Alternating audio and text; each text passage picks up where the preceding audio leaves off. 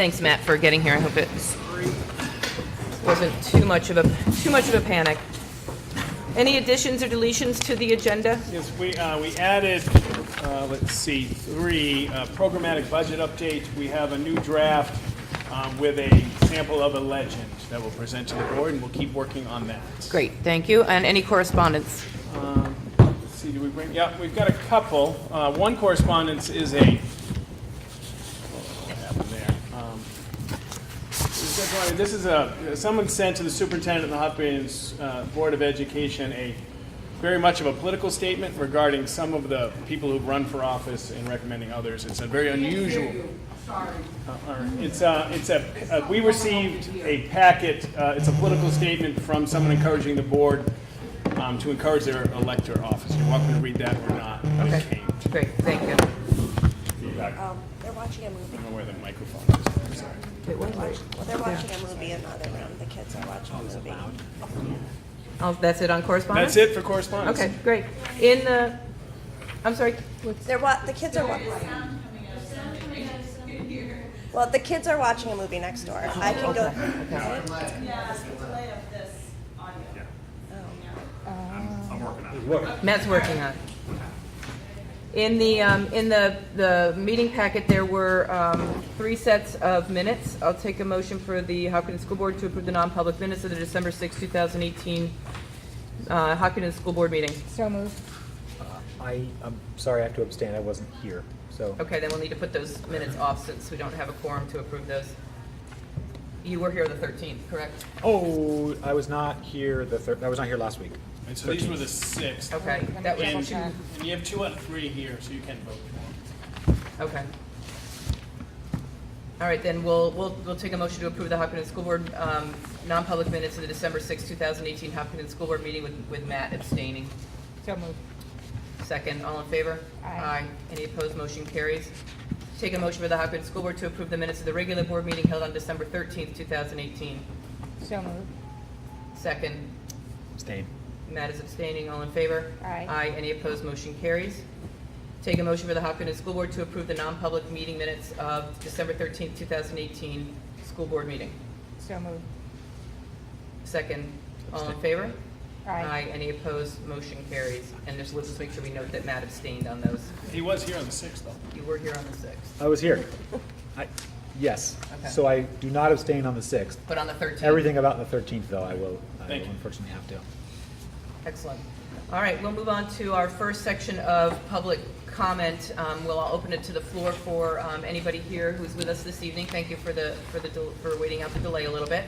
We'll move the meeting along tonight as best we can, given the content that we have. But if anyone would like to come up at this point in the meeting and share their feedback or input with the board, that'd be great. Just make sure you lean into the microphone. Rebecca Betancourt. I just had a question. I was listening to last week's meeting, and in terms of the preschool, is it seen as a separate entity? So, like the revenue that's generated, it covers the cost of like renting the space, covers the cost of materials, covers the cost of the administration, covers the cost of the teachers. I'm just curious, like how it's seen, because I know that preschool isn't something that the town, maybe you can help me on that, clarify that, is that the Sure, town absolutely. covers? Yeah, I'm going to let Steve speak to that from the Preschool is administration. a regular part of our program. It doesn't rent space. It's part of our Hopkinton School District program. We do, it's a inclusion based, so we have 50% those who are required to be here and 50% are voluntarily here. And those people who come voluntarily pay. The school board sets a rate. We look competitively at preschools in the area and try and fit in somewhere. That revenue comes in. It does help the cost, but it all comes into the general fund, and we run the very successful preschool. So 50% of the students coming in is paid for by not by the state, so it's paid for by the town. Well, yeah, some is town, and some is the people who come. Just, if you are not identified for the preschool, then you pay just like a private pay. Okay. And then that cost itself, like, does it? I was listening, and I'm curious because I'm on a board of the preschool, And, we look at it as, it's a nonprofit, so it's very different from this. And so we just look at it as, we have to see that the revenue is covering the costs. And so that's not the case here. So in terms of last week's meeting, you said that there's an extra $22,000 that you need to cover the costs. Do you want me to speak to that? Sure. Would be Yeah, helpful? go ahead. I'm Becky Forsall. So when students turn 3, when children in Hopkinton who are identified as having a disability turn 3, we are required to offer services for those students that are eligible for that. But our program is part of the public school program. And we have an early childhood program certification. So we have to maintain a 50-50 ratio. So every time a student becomes eligible that requires services that we provide in that program, we try to tuition in a student who does not meet eligibility requirements to maintain our ratio. But all of the money that you're talking about for the additional $22,000 is to add a section to that preschool because our numbers are growing. It's for staffing. The same as we would for any other grade where it becomes too big and we need more staffing. And so, but I'm just curious, like, again, I'm looking at, like, the revenue that's generated. So, like, that's not necessarily covered because you said 50%. No, that the revenue that comes from the preschool is like any other revenue that the school district gets. It just goes back into the general fund. It doesn't go specifically back to preschool, so to speak. But we like it. So it's not. We And like it's the not a revenue. half, it's not like what regular Right. parents are paying for their Right, preschool is not half of the cost of the program. right. The identified youngsters require significant more services. Oh, okay. So it's more than, okay. The cost. That's an understanding. Because I know that obviously this has been brought up in terms of like the preschool, like the location of it, and could that classroom be used as one of the additional classrooms that potentially could be off campus somewhere? So that has been brought up, and so I'm just curious in how that works and what we're required to do in terms of the students that need it versus the parents that want their kids. We're required to provide the services for those youngsters, and we think the highest quality, most economical is to do our own preschool and have some revenue offset by those who tuition. Okay, and do you have to open it up to everyone else? So you said. We have to open it up if we want to maintain our early childhood cert. If we wanted to just be a special ed approved program, then no, but that's not what we feel is in the kids' best interest. It's not the least restrictive to have it as just a solely special ed program. And just a follow-up, the CIP that was done, this is just a completely off topic, but the CIP that was done, when was that done and who did that? I was just curious when that was created. We do the CIP every year. This is a different, just a little bit more expansive. It's been worked on the last 2 months, and it was presented at the last week. 1st December. 2 meetings ago. Okay. And then who prepared that? It's a combination of myself, Michelle Clark, and the director of facilities. Okay, and that's typically what we do is we don't outsource that. Correct. We did incorporate a Siemens evaluation of our building as well as a Harriman report. Right. So we received feedback from 2 professional organizations to inform it. But typically school districts use their staff and reports like we do. And then in terms of a facility plan, I know that's been brought up in terms of like a 10-year facility plan. Is that something that the board or you guys have considered? Because I know that's something that I kind of hesitate as a parent and looking at everything that's being done and going up and down in terms of the students. At first we were looking at having 2 schools and taking one away and then adding more. And so it's kind of confusing as a parent is saying, okay, well now the numbers are going up. But I mean, I don't think that they're going to continue to go like this. I don't, in terms of, we can only make projections. And so I can't ask you to have a crystal ball and say, this is what's going to happen in the future. But I guess I'm worried that what happens when it goes down and we create all this extra space and now people can't afford to live in Hopkinton. You don't know the answer to that, but I guess I'm just asking is, have we looked at an overall long-term plan? And that's something for me as a parent that would be really important when I'm looking at the facility plan. And I would say, as board and administrators here, it has been looked at long-term. Working on the facility project, we had to look at it long-term. but we've also incorporated in, professional recommendations on what enrollments could look like. I mean, like you said, we don't have a crystal ball, but I think one of the key elements is to make sure space is flexible so that you're not building single-purpose use space if something changes. Right. And I think the board is considering a lot of, and I appreciate your feedback, because that's the feedback we're looking for. And I think the board is looking at and has discussed over the last 8-9 weeks a lot of those aspects of what that looks like. We're using the information that we have and have gathered over the last 3 years to make informed decisions and educated decisions. Certainly enrollment was something that has evolved since we first started this 4 years ago. And when we hired NESDEC to do those projections, it was because we wanted to make sure we used a third party who had information and used the information and knew how to take this data and make something meaningful of it so that we could use it as a data point, if you will, for our enrollment projections. Before that, we had done them with somebody locally, and so this was a way for us to be able to get what I would consider to be more solid evidence on where the enrollment may be going. So, and as Aviva said, the board is taking into consideration all of these aspects, growth, at something other than growth, and certainly how we use our space here in the district and how we can best leverage the town's dollars to be able to maximize what we're going to be able to use that space for going down the road. So thank you. Thank you. Mm-hmm.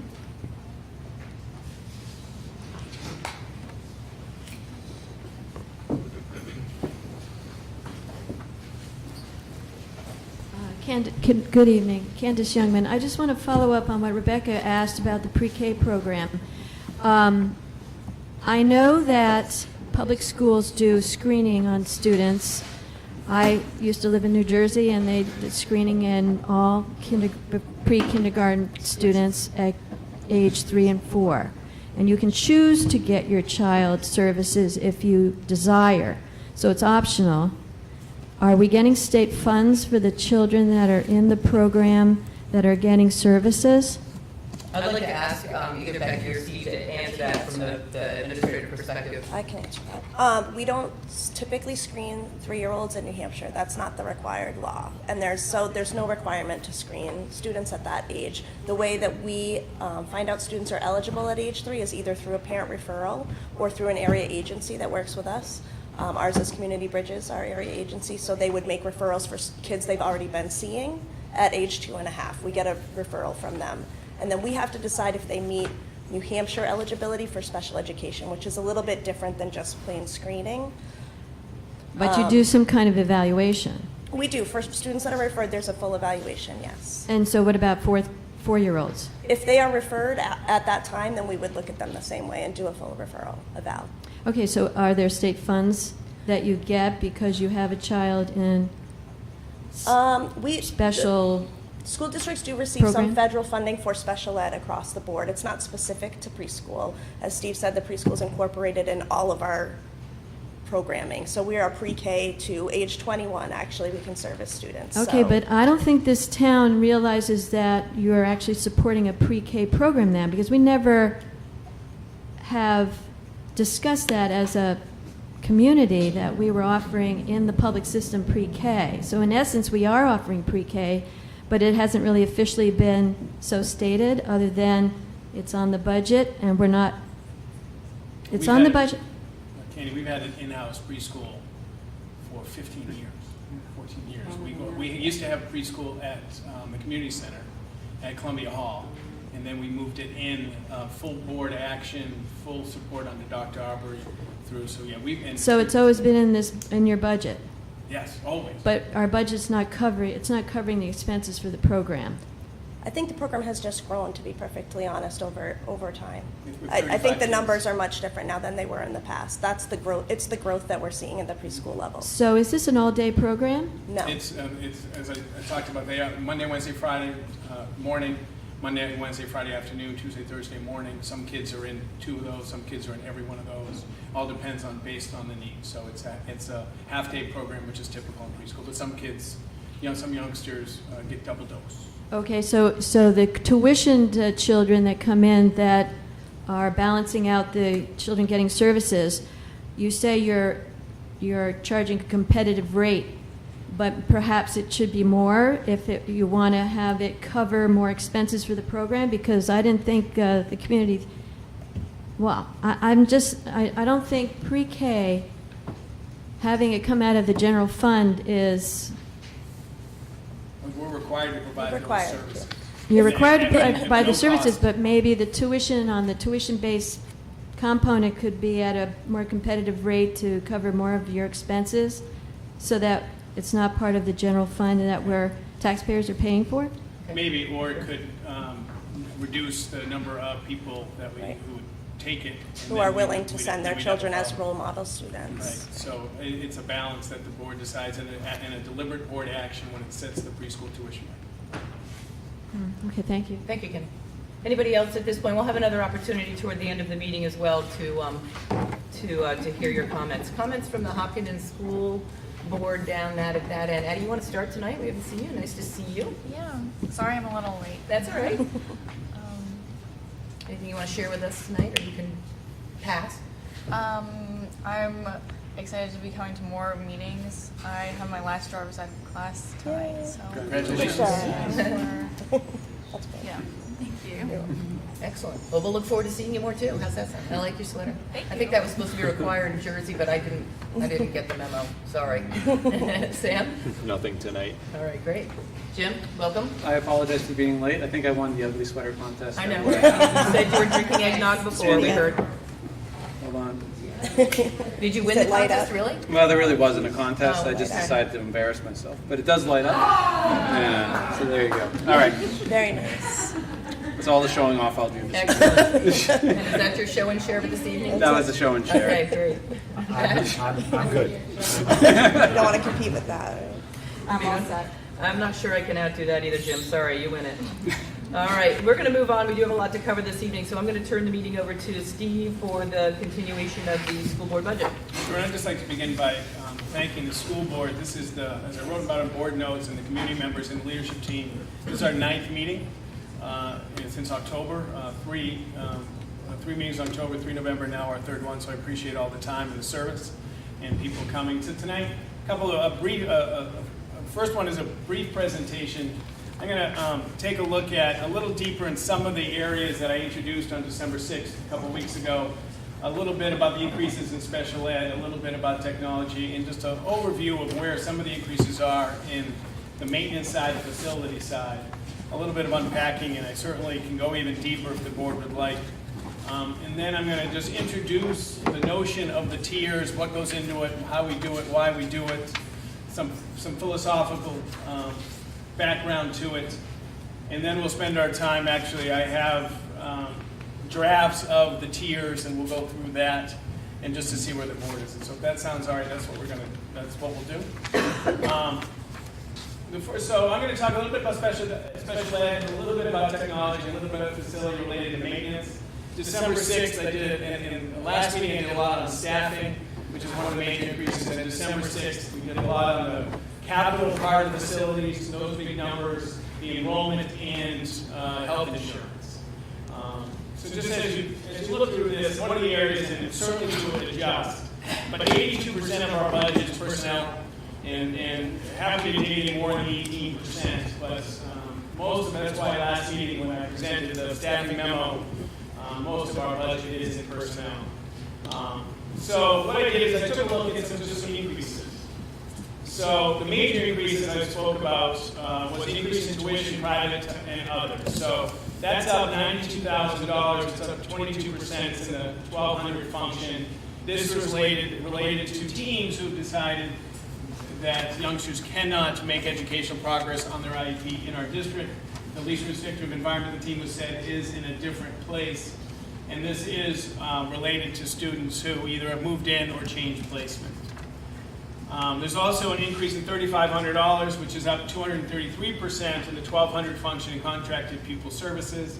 This is when students need specific services from providers.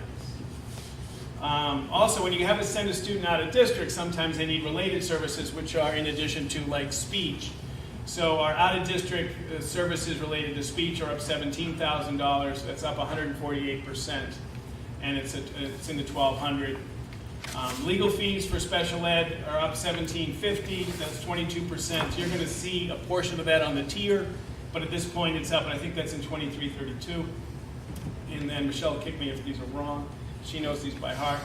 And then trying to provide some reference material in the student services world are instruments and testing instruments that we have to keep updated when we evaluate youngsters. That's up $1,400. So that's the increases in special education that were, I'd say, more material. Technology, I want to just talk a little bit about, and I introduced this on December 6th. Last year, right after the break, the first board meeting, the board instructed me to control spending, freeze, if you will, of the budget. That prevented significant deployments in the technology department. So we already deferred that work into this year, and some of these increases were planned last year. So the replaced computers and in comm area of the budget, which is 2225, which is up $22,900, that's up 66%. That's a network switch in the Maple Street School lab. The dues and fees is up $2,450, that's up 12%, that's in 2225. That has to do with some math software, some filtering, and some assessment that we do online for students. Maple Street Technology is up $18,000, that's 225%. It's in the 2225 function, and that is a replacement cart.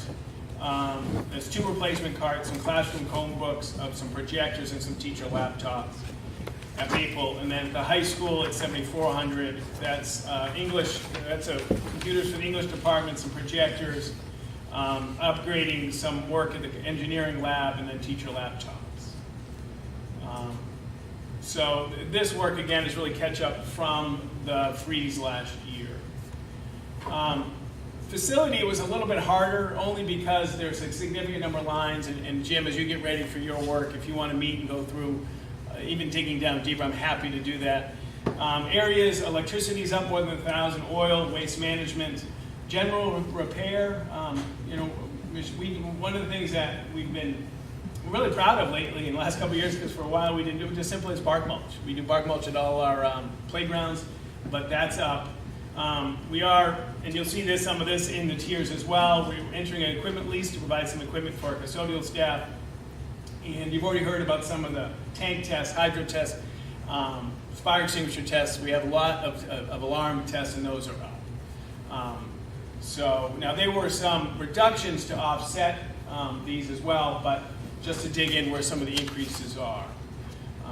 So I hope that, and I happily, Jim, you and I, again, you can meet, we can go line by line through a whole bunch if you wish.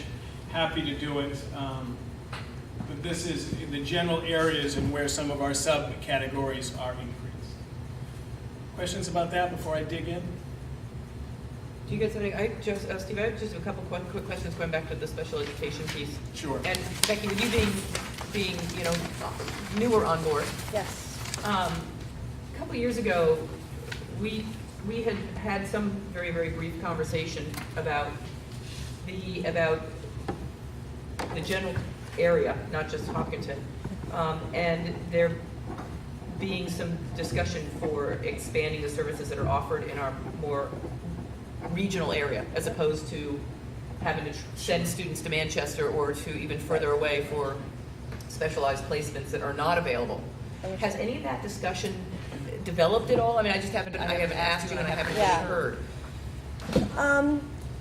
Without disclosing too much personal information, I think the students that we have out of district right now have a pretty highly specialized need that even if there were to be quite a few other districts in our area, it would be unlikely that we could fund some sort of placement as like a consortium or something like that. It would just be really not cost effective. There's always a lot of talk between districts when we see a trend of similar need about how we could sort of work together. Our district's part of what's called the West Central District, so the special ed and student support services directors meet monthly, and we look at the trends across the state. There's different groups that do meet, there's 9 different groups. And we do try to work together to look at that. Yes. We're really fortunate here, honestly, that we are pretty accessible to Concord. We have the Kentucky School right here in town if we have students with those needs. Manchester is not super far. Right. But there's just, New Hampshire in general does not have a real wide range of specialized placements. The majority of those kinds of placements are out of state, and that requires a special license and permit to sort of put students out of state. I heard that having a discussion with somebody in Concord who's Yeah. involved with Concord schools as well, and that's why I was curious if that was, that was what It's you always all a are topic, yes. experiencing as well. Is transportation included in this number as well, in that first line? Transportation is in a separate line, Separate but line. yes, Separate line. that, Okay. Transportation was not up. Okay, so it's not in that 22%, that's Correct, that purely is just tuition tuition. and other fees, okay. When we had, for a cup of coffee, we were closed in Maple Street. And for that time, I was actually meeting with a school in Rochester, Monarch, about establishing a school in this area. And we actually looked at rooms, and I met with their board about looking at what would be a great repurpose of Maple Street and trying to bring very specialized services to this area, which we had mutual interest. Yeah. But then we pivoted based on enrollment, and actually they expanded their site there. So the regional approach, it is different. We get a lot of Massachusetts superintendents come in, they retire there and come here, and that's one of the things they talk about. In Massachusetts, there's a much more regional approach. Population centers, and we're really a diverse population-centered state, much different than Eastern Mass, where you do have some of those consortiums. We always do look, every year, we have a activity ADL program. So if anybody needs an ADL program, Sunapee has a program, Hillsborough has a program, so we try to make sure everybody's aware of what other schools are doing if there's slots open to share in that way. ADL being activities of daily living, thank you. And Becky is very connected regionally, so we really do look for every cost-effective way, but again, some of our youngsters are very, very specialized, and there's very few placements that would meet their needs. Okay, thank you, I just wanted to yeah, nope, anytime. bring it to the table. I think that was all I had on Everybody okay? special education. Yeah. Let's talk about the tiers. It's funny, I think Dave saw Becky someplace and said, how's Steve doing? As you know, this time of year, trying to take a look at envisioning the Hopkinton School District with $1 million, $500,000, $300,000, or whatever it is. Certainly it's important work, and it's work we take very seriously, but it is certainly not the most educationally inspiring work that we do. One of the things that I'm trying to, as you go through this, I want you to make sure you have the sense that this is a system. It is a school system. That there are, if you take a look at it and say someone wanted to just remove all the advanced courses we have in our school, that could rock the system. It could increase what's known as bright flight, or it could fundamentally change the school. You reduce the special education case manager, all of a sudden case management is increasing, and are we not meeting the needs, and if we're not following the IEP or implementing it, and then there's a whole system there. So it really, one piece does impact the other, and as I spoke about on December 6th, one thing that as you're doing this and going through of what is an appropriate budget and what we can survive without, is this highly regulated.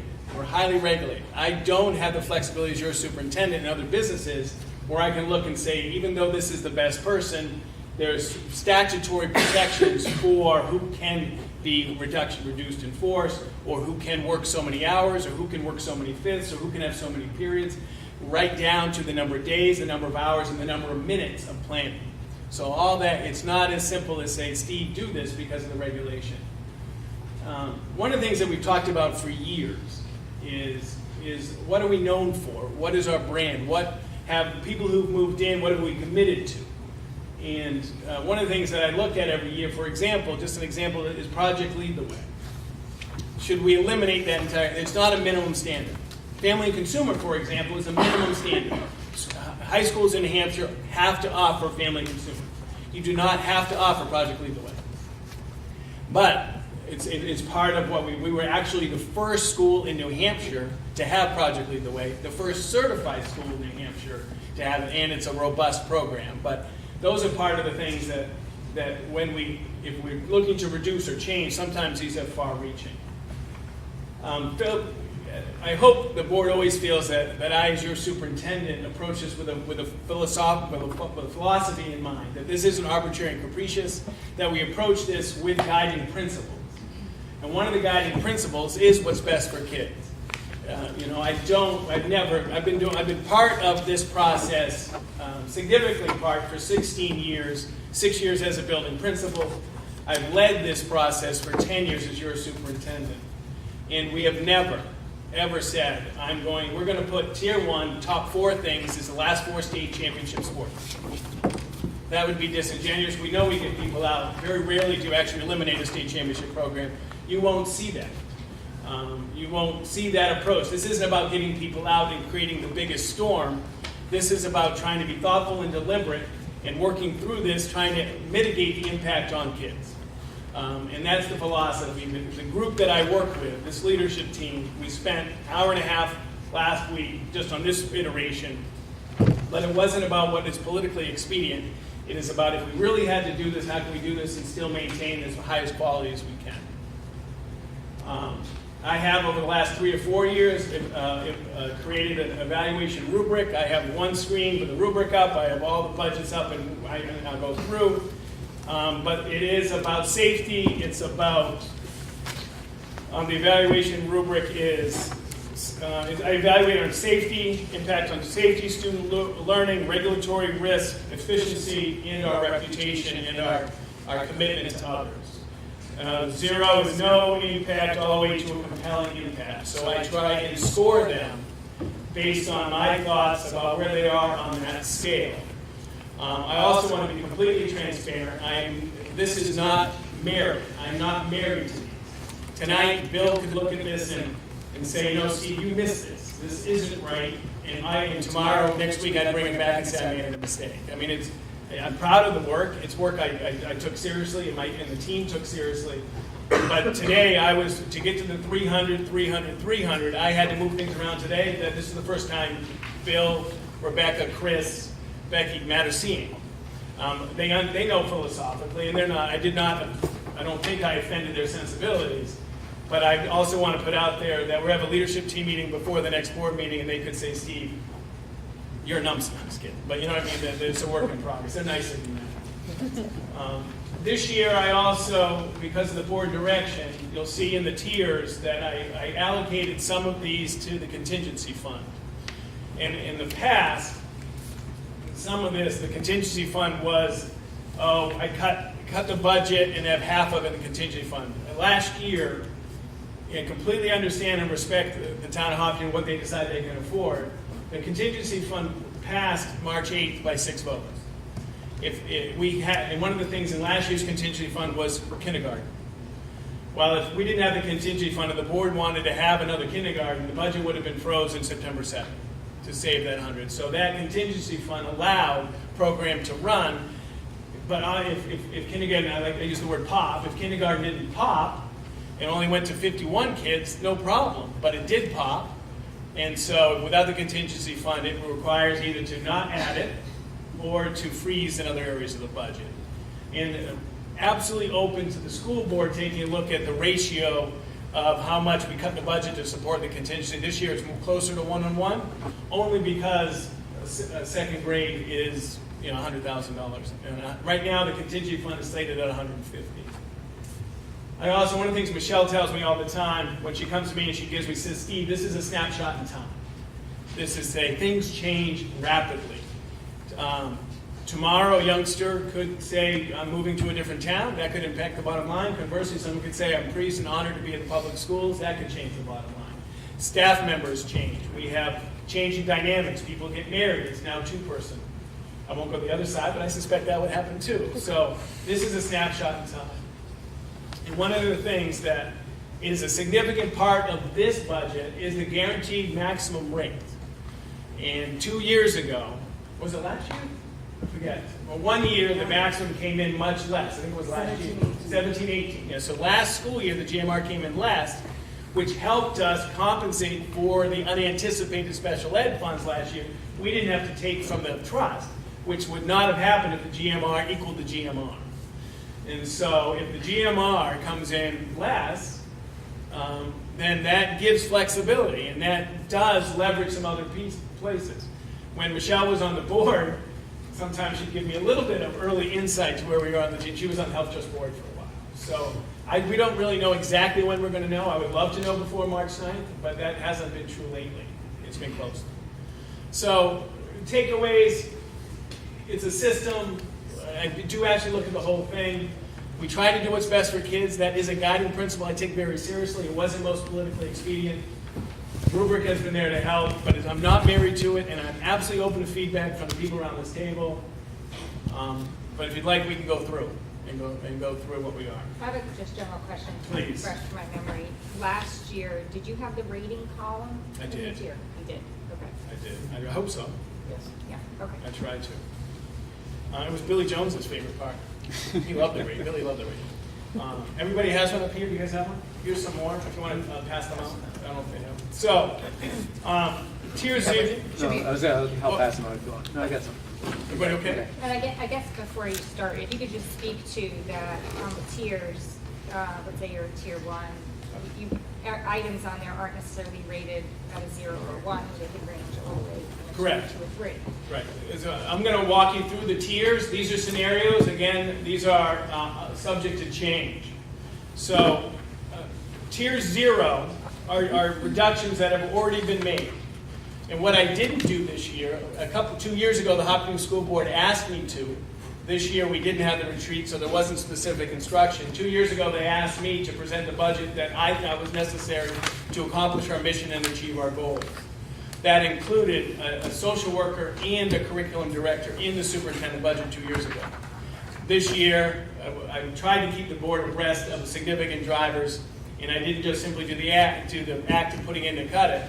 But I do want you to be aware that the 5 positions that many districts have, including our size, curriculum, HR, social work, building level special education, never appeared in this budget. And they have in the past, but never in this one. So I reduced some more language, some math, some social studies. We reduced the teacher-directed supplies.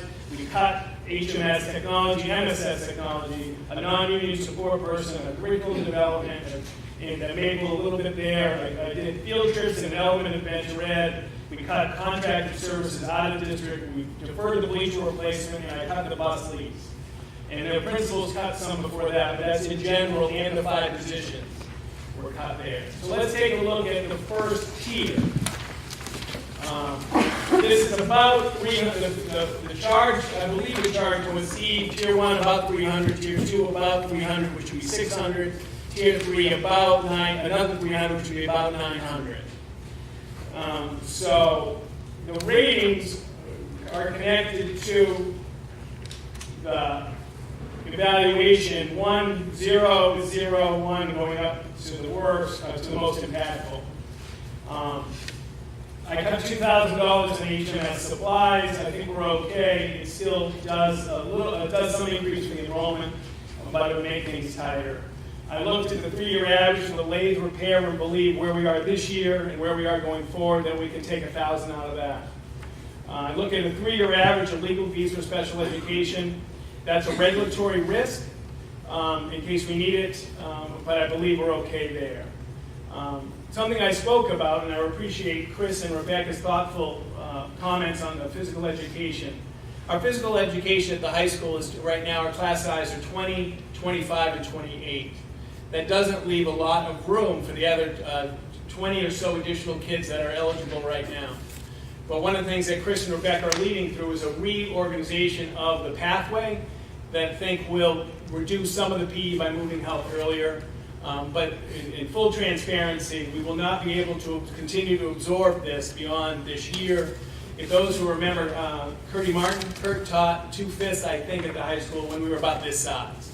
So we have gone in the past above 2 full-time PE teachers and health. It's not just PE, it's health, with some help at Maple. But that is a 1, I think we can endure that. So that's just changing the schedule that allows the Correct. to take it at a different time. Right, exactly.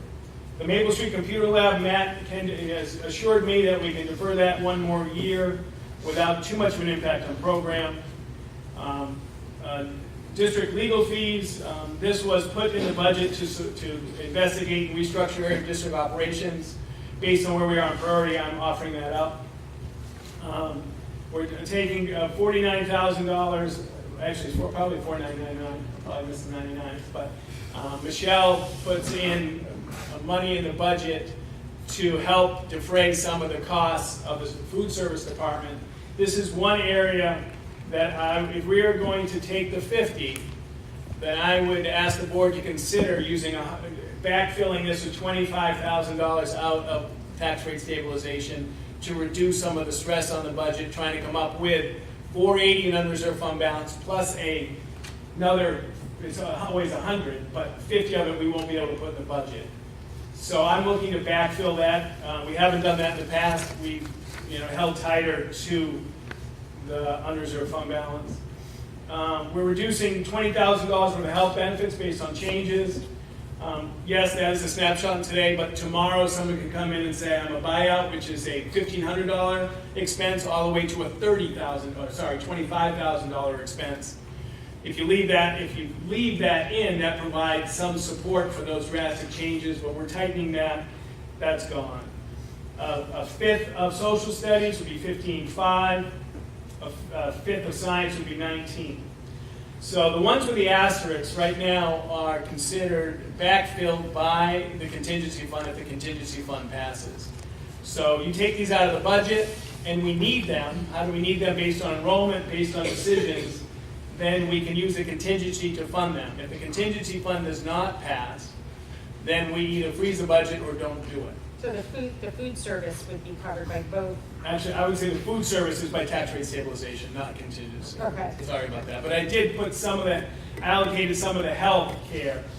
This summer, when Michelle walks into my office and says, Steve, this is the third plan change we didn't have in the budget totaling $55,000, I'm really worried. I said to her, we got to use a contingency fund for some of this benefit changes so we can run the schools. So Are these changes due to the personnel changes, or is the health plan coming to you with changes? Some people were here last year, and their status just changed, and they wanted to do a different benefit structure. Okay.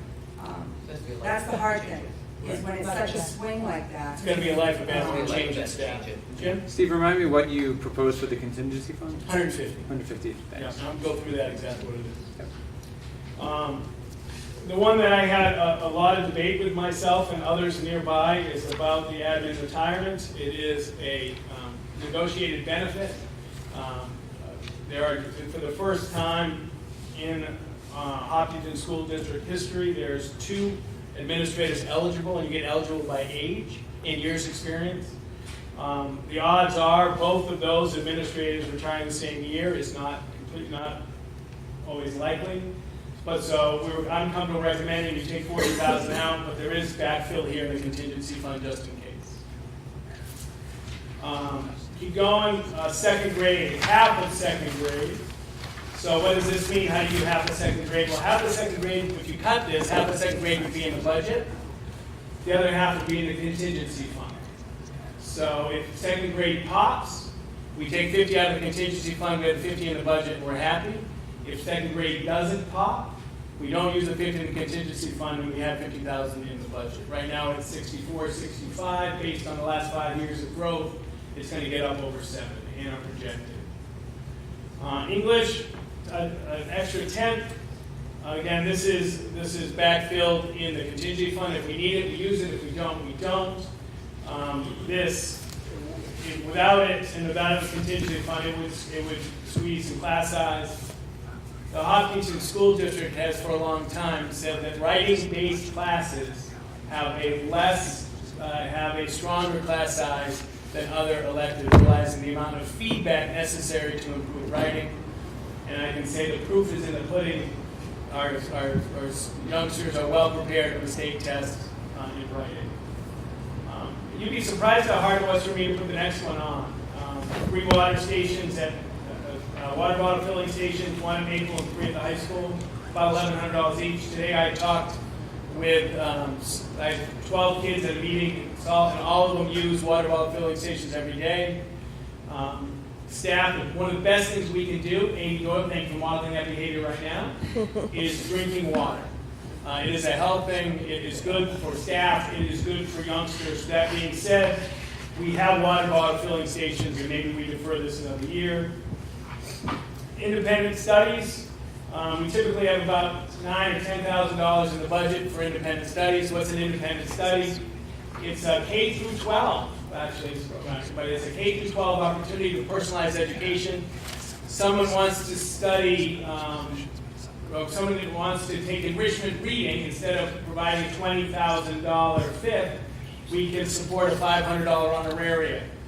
Sometimes at the high school it's new courses. We've had kids take Calc 2 for $500 fee, the cost of the district.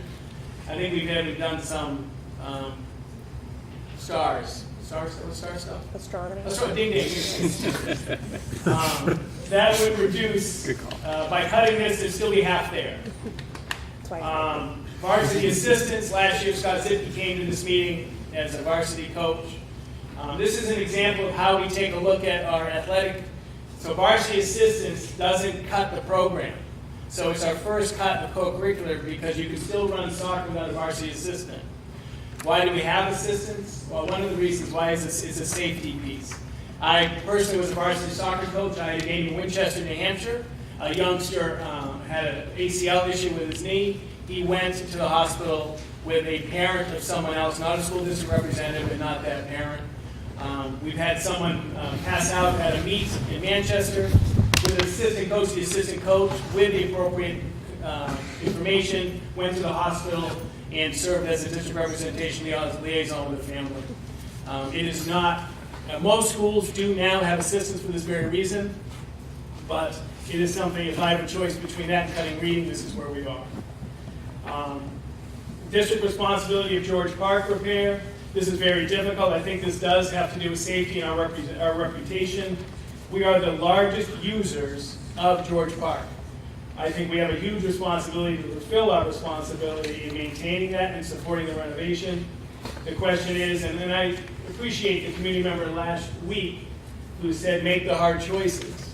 So do you cut reading? Do you cut Dreambox? Do you cut building a swale at George Park? And I certainly don't envy the Hopkinton School Board making that decision. We did offer up Dreambox as a level 2, but it is a K-1-2 effective resource for math, enrichment, and remediation. Middle school sports. Why? Because there are other opportunities. The board made a very specific addition of middle school sports. My understanding, there's only one other public school our size in the state that does not offer middle school sports in these areas. It has allowed us to continue the educational focus of middle school sports, not just the participatory focus.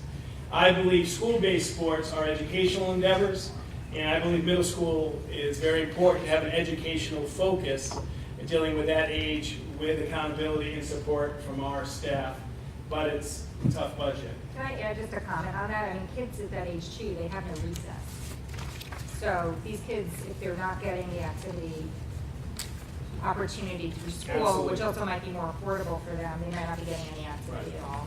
And I don't think I did, but I probably forgot to talk with this about Michelle, but if you cut this, there's also a loss in revenue because of participation rate. So it's not 11,000 total cost. It is on the expense side, but we would have to cut some on the revenue side. JV sports, same thing. So that is about 300. Could I just ask you a question on the second grade? You said half of second grade. Right. Can you just expand and half? Sure, so I have half in the budget and half in the contingency fund. Okay. And I'm gonna go, the second half gets cut in the next tier, I think. It might, but anyway. So we're gonna go through. this would move the first half to This- contingency right away. Right, this hedges your bet. You're not putting the whole thing in, you're hedging your bet, you're okay cutting 50 because we have it backed up. So at least 50 in the budget. Right. But the chance of needing it is pretty high. I think so. That's why I wasn't comfortable putting 25 in contingency for it. And some of these items that are 2s and 3s, which are obviously important and difficult to put on this list, they're being put on tier 1 because as we get to tier 2 and tier 3, those items are even more difficult to cut. That's the general idea. But you'll see some 2s on the other side because what happened was I cut this very late.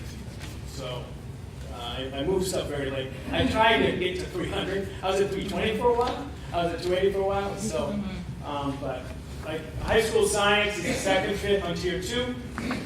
Social studies. Social studies is another fifth. Preschool is the first fifth of preschool. Again, that is, it's a little bit funky there in the alignment, but preschool is about, that fifth is 11,000. That's based on enrollment, what we expect to be. We have 22 kids now, already slotted for next year, and it tends to grow. Matt, we could defer. I'm not as comfortable with the deferring of the library computer replacement, but Matt, we could do that. When we get to something like a floor mat at Harold Martin, that's a safety issue for kids, but we could defer that. A special ed assistant, that's district-wide, we're not sure. We think we have some ideas about where we could take that, but I can't pigeonhole the district, the board right now and say we definitely this position because that has to do with where we are in services, but we think there is a spot for that. When we talk about equipment, there's a regulatory, it says safety, efficiency, is regulatory risk. Safety, because if we don't provide our custodial staff with the time, tools, and training necessary to do the work, that prevents other issues. We are as tight as we've been in custodial services, I think, since Michelle and I have been probably ever. So we reduced some custodial staff to put in the maintenance staff, trying to push our staff to get every square footage into it. And I would say this, they are not adjusting well to the increase in square footage per person. So if we don't provide them with the most efficient, effective tools, it is conceivable that this could go through a regulatory review, i.e. grievance, is the district doing it? Again, I'm living in a regulatory environment, and there's no disparity. Our custodians care deeply about making this place clean for our students and our staff. This was a hard one, Schedule B. The Schedule B committee, and we put in $3,400 for 4 new stipended, small stipended, but important. We have a Girls on the Run program at Harold Martin School. Lots of kids participate. This is part of our reputation. If we pay other teachers to do the similar thing, how can we not pay this teacher? That's great. It's very valuable for our kids. They finish, I think, Liz, you know about the Girls on the Run program. They finish with a race that's good, right? It's a very good. Do the kids pay any fees for those programs? No, that's considered co-curricular after school. Garden Club, the garden here is flourished. Tracy Martin and the staff, it's an incredible piece. We've got kids for about a 6-week program in the spring, plant and get their, I love this notion of getting their fingernails dirty. Providing 2 small stipends for 2 adults for 6 weeks to support it is not dissimilar than how we support other after-school programs. We are taking a look at a general, we have a math team, but there's also a Model UN, there's Grand Estate Challenge, and there's a couple other, we think, great academic team after-school experience for some of our kids who are interested there. That's a small stipend. And very pleased to bring back a high school gaming position, some youngsters, and this is not, I have to say, it's not video games, right? This isn't screen time. This is very much role-playing, board games, strategy. Good work. But this is where we have incredible amount invested in our movement and our athletic programs. Can we afford a small investment in the other areas? Is something for the board to consider. The next one is almost impossible for me to present, and that is taking a look at reducing our library media assistance. All our libraries are educational as well as nurturing hubs in our schools. If we don't have an assistant to take care of the management, the labeling books, the shelving, the checking books out, then we have a much different academic resource. I had the privilege to see our 3 library media specialists make an incredible, passionate, incredibly visionary presentation to the Hopkinton Public Schools Foundation, and to have those educational visionary leaders have to change their jobs to checking out books really would be a difficult idea for me. Here is the second half of 2nd grade. That means if we're going this far, then if it pops, then we have to either freeze or not do it. And then there's a district-wide staffing position, 1 more teacher or pieces of teachers somewhere. This is a late change. This is where it's very difficult. I sat in Chris's seat My job is to look district-wide. My job is to have the wisdom of Solomon. Is it a reading section, or a wood technology section, or a school to career section, or a 7th grade world language section?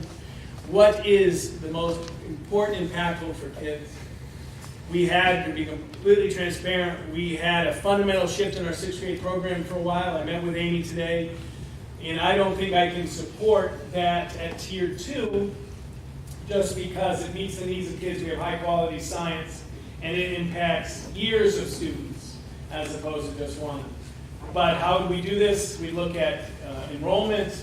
We look at if the board took this on April 3rd when we give contracts, that's when we would decide if we take pieces, we increase class size, or we eliminate program, or do we structurally change what we do. That's about 309,000. So if you take Tier 1 and Tier 2, that's a little over 600. And about 300,000 is 48 cents on the tax rate. 100,000 is about 16 cents. So far, if you took all of that, you'd be at 32 cents on the tax rate. Everybody okay? Mm-hmm. Tier 3 is 300 plus. This is the second half of preschool. That means I was relatively risky. I thought we could probably endure with one, but now we're taking both. We lose a 50% of a non-union support position. That would change a significant number of people's jobs and provide regulatory risk. All the non-union support people are responsible for meeting regulatory requirements, and that would reduce that. Reducing the non-union raise, I struggle with this because I can't reduce Teamsters, we can't reduce teachers. It was a 3% pool down to a 2.25% pool. Is that fair and right? Something for the board to consider. Another district-wide staffing position, an elementary special educator and a secondary special educator. Emergency backup lights, phase 1, to reduce that. We really think that is a safety issue, and completely honest, very wary of how much maintenance to defer nowadays because of my last history. Smoke head replacement for all schools, again, it's maintenance. We have some bathroom issues at our schools, and really it's time to replace tile. If the board supports different areas of the facility project, we can certainly work on that. There's something called a mini split, which is a type of support, air conditioning or cooling for some of our most intricate switches. Deferring that could cost us a lot more money. Numeracy assistant, half of a numeracy assistant, and a numeracy assistant delivers lots of services to kids. And why did I go above 300? Well, at this point, we're not. If you're going to take numeracy assistants, wood tech, school to career, SAP, and technology support, I can't look you in the eye and say which. Some of these decisions are made based on enrollment in the spring. SAP is our student assistance program coordinator. That's our substance use counselor and our decision making and our anxiety. She wants to make sure that I just don't say she works with drug kids. She doesn't just work. She works with anxiety. She's worked with success in school. It is a student assistance program. It assists students going through. But yes, it is part of our substance abuse and work. School to career. One of our most passionate discussions of leadership was about school to career and how do we make sure we support kids making that decision. I struggle with wood technology because wood technology is the calculus for some kids. It is that single. It is that program which connects. I have a vision about moving wood technology to even a more robust program someday regarding with electricity and making them certified as electricians. So this program can be, for some kids, it is their program, it is their connection. They get to work with their hands and they get to do this. So that's about 480. So this total is over $1 million.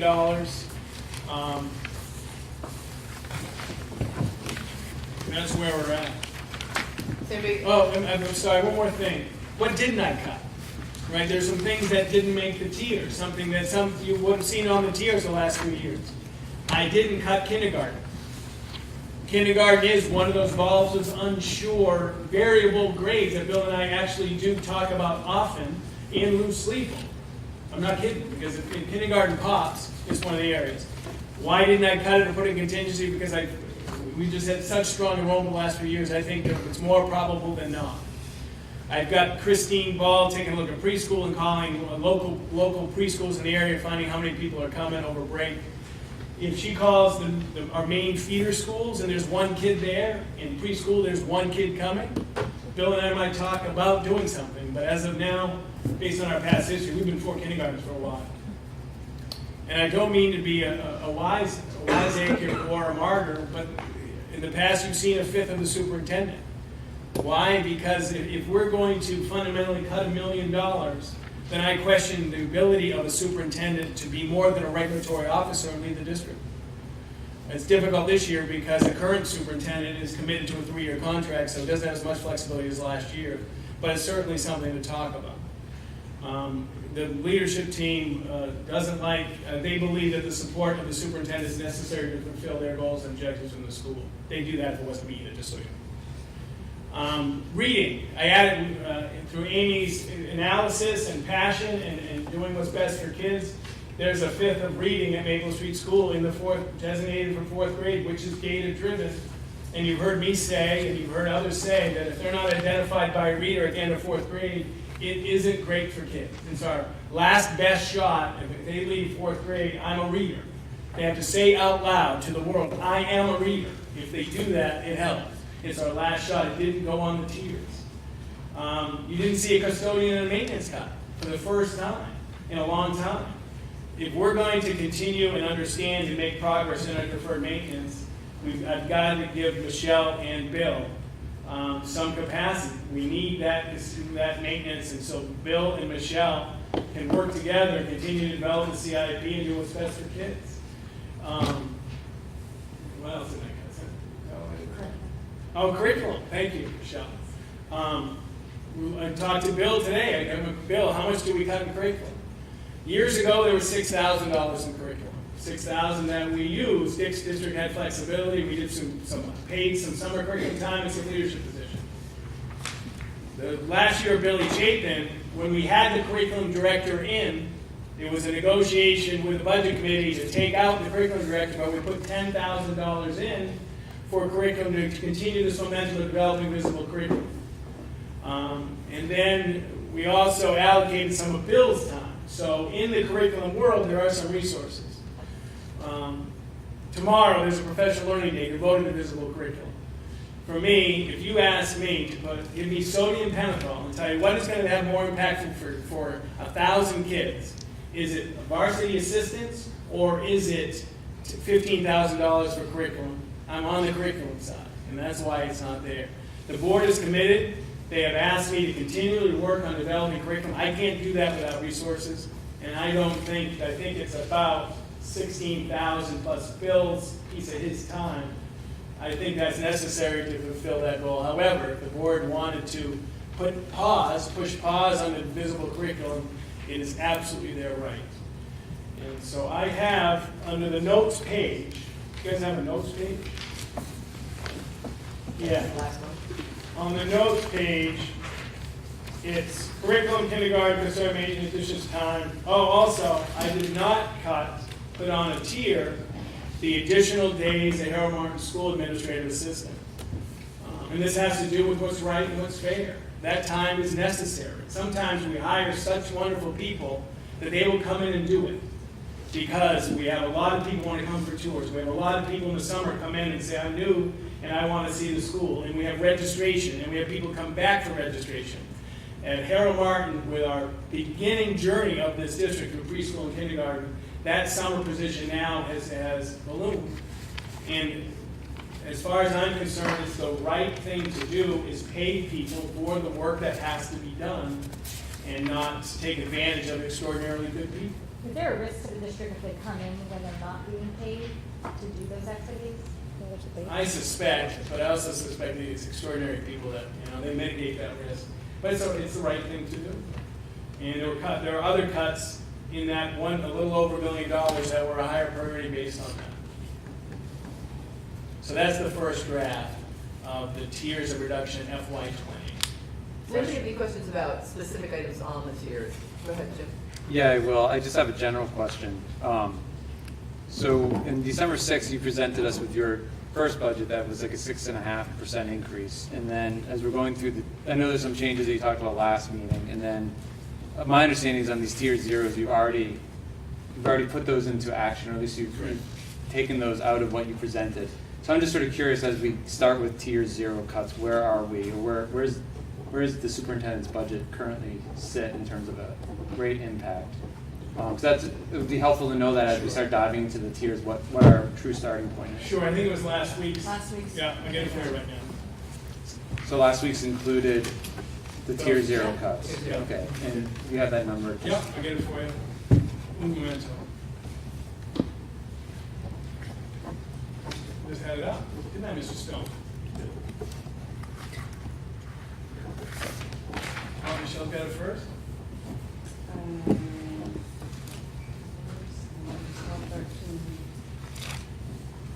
Yeah, it's 6.35% increase. That's without the capital project. Okay, this is the operating budget. Yes. And then Steve, just 6.35, yeah, 1.1, thank you. and then just so I heard you say something different, I just want to make sure I understood it. So on the presentation from December 6th, pretty much $1 in the tax rate is equal to $620,000, give or take? Yep. Okay. Oh, did I say something different? I apologize. I'm not sure if you did. I heard something different. So I just wanted to clarify. Yes, that is correct. Okay. Okay. So, and I'm sorry, that 6.35% increase, this is what's coming out. What came into that? I'm looking, so you've got health insurance, 464, special education, I'm assuming, 201, and the staffing requests, technology, everything that you presented on the 6th came in. There were no cuts, and I'm sorry because I missed last week. Except I cut some math, some world language, so I cut some fifths already. I cut a middle school world language, I cut a high school math. We cut the tank's out, $120,000 a tank. Yeah, 6.35 is an increase in the operating budget over last year. Correct. And what's the dollar amount of that increase? It's Just 1,193,343. 1,193,343. thank you. That's helpful. Sure. 1,193,343. We want to get it to 3%. So Steve, I have a couple questions on specific items on the tiers. We can just walk back a little bit. Sure happens. Just to make sure that I understand. I mean, partly because I think it's really important for all of us to really understand, not just the snapshot of what this tier, what the monetary value of this tier is, but also the sort of the domino effect of what that means in terms of what we are able to offer students and what additional resources may be placed, or additional burden may be placed on other staff members as a result of some of these, as a result of some of these changes. So one of the questions I had was, and I understand the second grade piece and the kindergarten piece. In the tier 2, under the high school science and the high school social studies, Yes. can you just broadly share what that would look like? Would that be a section that gets decreased, or would that be an entire offering of a higher level class? Great question. So, based on current enrollment and projected enrollment in some science classes, especially in the chemistry and the physics area, that we would need additional seats to support every student in those classes. Now, if we don't increase, there's a couple of different things we can do. One of the things that we started briefly talking about is, do we look at some classes and offer them every other year? That's one approach. One is we stop the enrollment at 24 and the kids aren't taking it, they take an issue. We try to, and this goes back to my December 6th presentation, motivational theory. If a youngster wants to take a science class, we think that's a really good thing. And we want them to take a science class, because sometimes the alternative is a study hall, and we prefer kids in science to study hall. So this would support, based on our enrollment, the opportunity for kids to take science. Can we afford it, is the Hopkinton School Board's question. And we say, no, we're capped at 24, you don't get to take this class. Some may take it through VLATs, some won't take it, and some, or we say, you know what, we're going to cancel this year, this class, we're going to add chemistry, that means we're not going to run a type of the science program. And we won't know that specifically until enrollment, because we won't know how prescribed they are. We're trying to make a decision based on student requests the best we can. We have to make a decision. Well, actually, these decisions can be made because they're plus contracts or they're later on. If you're reducing it, if you decide to reduce, like this does not reduce current program because enrollment's going. But if you say, Steve, we want to, unless it's like a wood tag. So there's a reduction in force. So if you want to cut science beyond the additions, then that is controlled by certification and by seniority and evaluation. All that goes together. So we would handle this through either freezing enrollment or not offering. So these positions were in the budget for this year because of projected enrollment. Correct. So they didn't exist. Correct. And I understand science because we have a state cap that we have to, in case anybody else is unaware of that, and we have a state cap in science that we have to abide by. So it's not that we don't want 26 kids in there, it's just that we're not willing to have 26 kids. And that's different English, social studies, and PE, where we can have more kids in there, but there's an impact there too. Rebecca, can you talk just a little bit your perspective on this topic? Since you work with these kids in high school. And Ken, Just in terms of the impact, if you did not have this money available for that staffing, and we had the enrollment, and you had kids who wanted to take science, but they couldn't, what would it be like for those kids? I don't want to say students can't take any science. I mean, they'll be able to take science. I think what they're benefiting from right now is the ability to take multiple sciences. And through that, they're kind of exploring, if science is really broad, so to take a little bit of each of them and to kind of figure out where your niche is and what path you want to follow and what that might lead to. Science and engineering is really different than medical science kind of things. So giving them the opportunities to explore the chemistry pieces, the physics pieces, the biology pieces, what's required, and then the ecology pieces, that it's intriguing for kids and it gives them better opportunity to know what they're interested in post high school. So it's giving them exposure. Right. So if we have to kind of cap that, 24 is the state limit, so that's what we're up against. Social studies would be a different example because we don't necessarily have that hard cap in terms of numbers. It's just what we offer. Right, and social studies is a little different because there are set classes that are mandated. Mm-hmm. They must take an economics, they must take a civics, they must take a history. Science is a little broader. They must take the 9th grade. Actually, they must take like a physical science, which is our 9th grade. They must take a biology, and they need another credit. But what that other credit is left a little bit to choice on the state level. So that's where we kind of have a little more choice available there. Yeah, so just help me understand. So we have a contingency fund. I guess my question is, are these items budgeted? They're not really budgeted twice, but so just taking the science, the 0.2 FTEs, the $19,000 that's in here. It says that some risk mitigated by contingency fund. So we have money in the contingency fund. So if we cut that out of our operating budget, there's still an opportunity in the contingency fund. And so to me, I understand there's a risk of needing that contingency fund for something else, but it just, I'm a simpleton here. I'm seeing that we're budgeting that $19,000 twice in some ways. We're budgeting an operating budget, and then we also have a contingency fund that contains that line item. No, so I'm seeing another. No, So help me because what understand Steve that. is saying is that if you want to take a risk and you want to cut the budget, then here's an opportunity. It's in operating, we don't have really a number yet. The idea is we were thinking of 150 as a target for contingency. Sure. What that is made up of depends on what you guys actually cut and want to have it be. You might come up with a totally different thing, so. So for me, I've got it.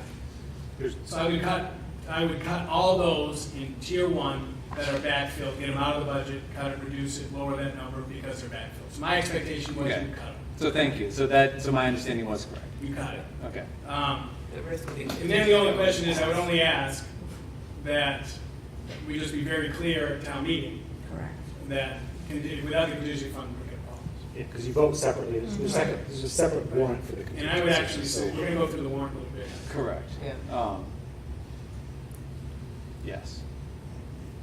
So we went back to the contingency fund a few years ago because the notion is, do you cut real for what you may not need? Are you going to cut program for a second grade that might not pop? And that's the struggle, that if you cut wood technology, we don't have that in the budget, and second grade doesn't pop, then we cut wood and we didn't need to. So we use the contingency fund. Does that make sense? I don't know if I did that well, but I tried. No, I understand. Anybody else have any questions? I have a couple more questions. How many other schools of our life do not offer JV sports? It's a good question. Every school would offer if the kids were there. Like a couple of years ago, Bow High School did not offer the full slate of JV. So some programs don't offer the full slate, not because of budget restriction, because of low enrollment or kids doing other things. I know very few, and that's Dan, districts who don't offer JV sports as a cut to a budget. It's more enrollment or interest than the budget is. And would you say, and of course, I guess it would increase, but contingency for JV sports? Yeah, I mean, we're gonna, sure. Yeah, it would be very difficult to cut JV sports. If you're gonna go that far, then how do you backfill it? And then if the GMR comes in, you can run JV sports. Or Right. if second grade doesn't pop, you can run JV sports, or kindergarten doesn't pop. You know. I'm not a fan of cutting JV sports. And neither am I. I think our approach to athletics is right. Varsity assistant, I think as Liz said, and Liz and I have been doing this a long time, anytime you get kids moving out of and away from their phones, there's a lot of wins there.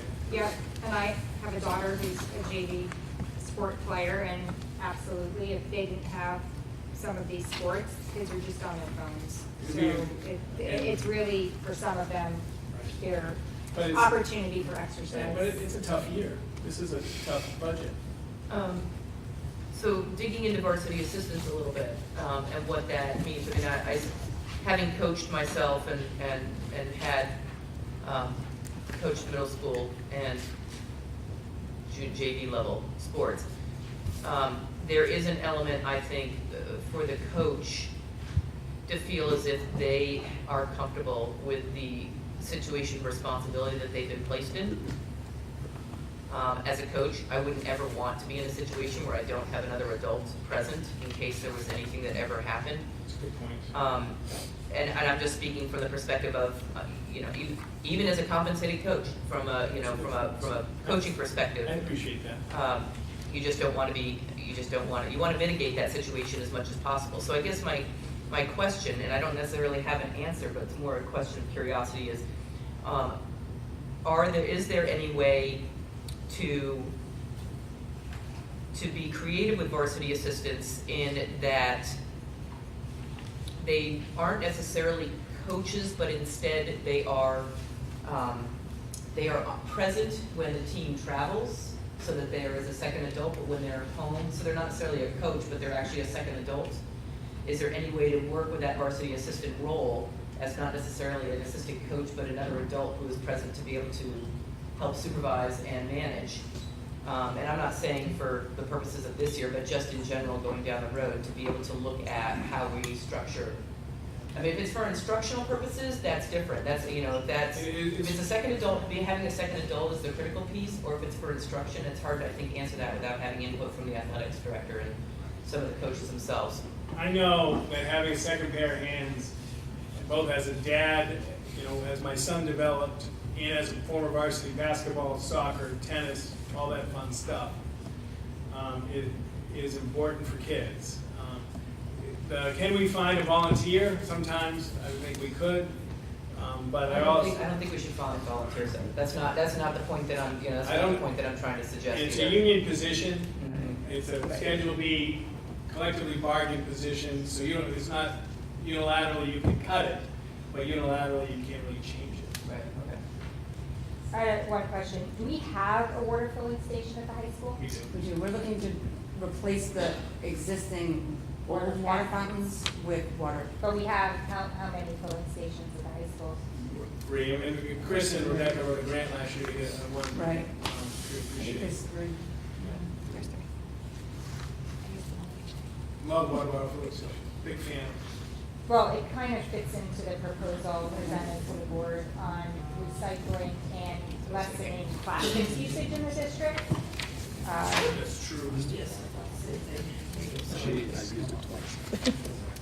Anybody else have any question on some of the tier line items?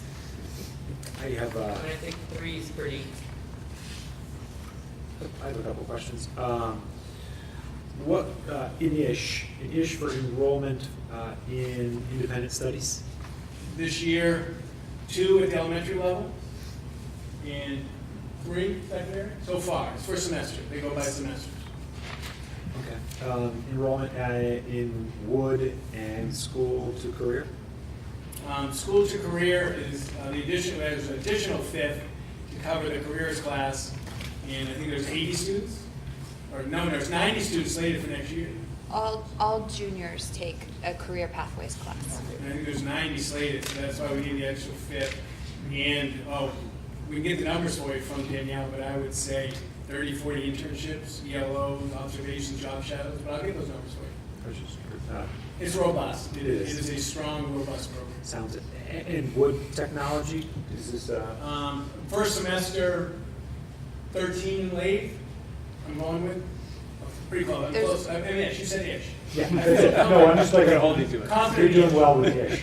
And so it teaches our elementary, middle school, and then I asked Matt, the second semester is very ishy because people do drop out of second semester.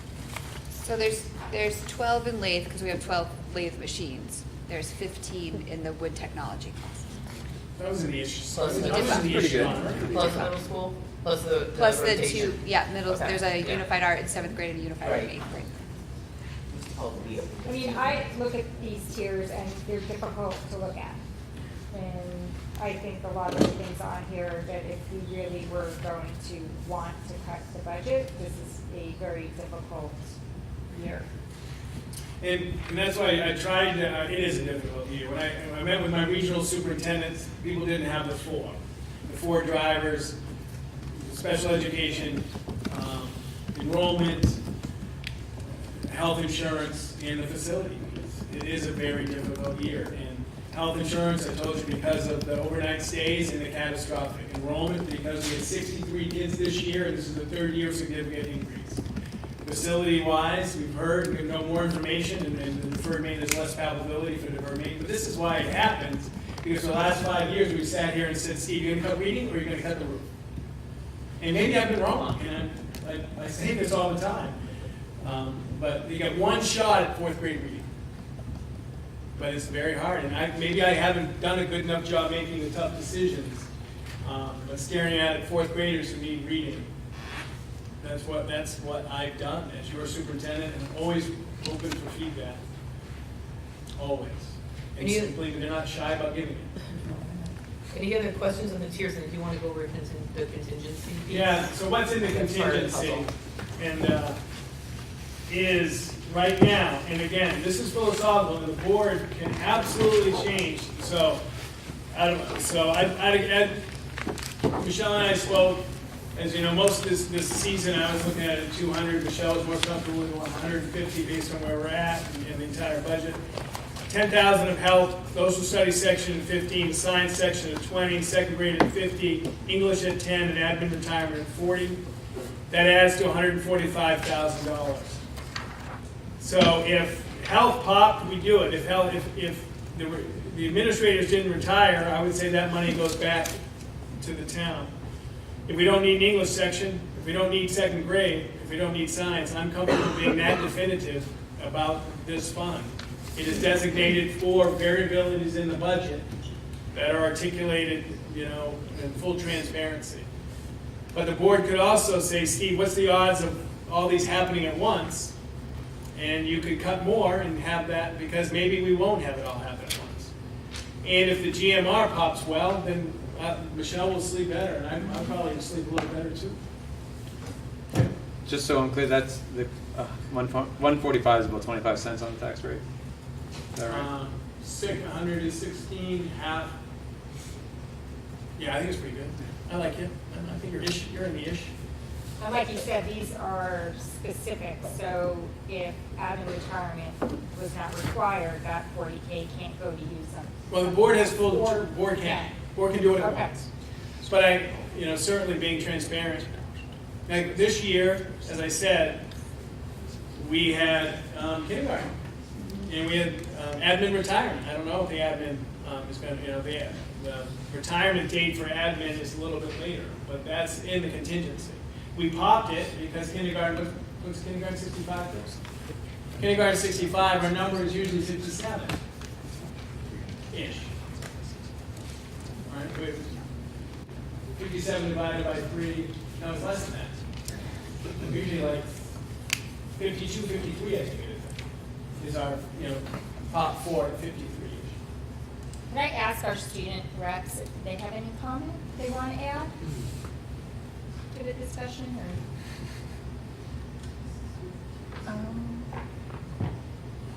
I mean, not really. I mean, if there was anything that just popped out at you during the discussion, if not, that's fine too.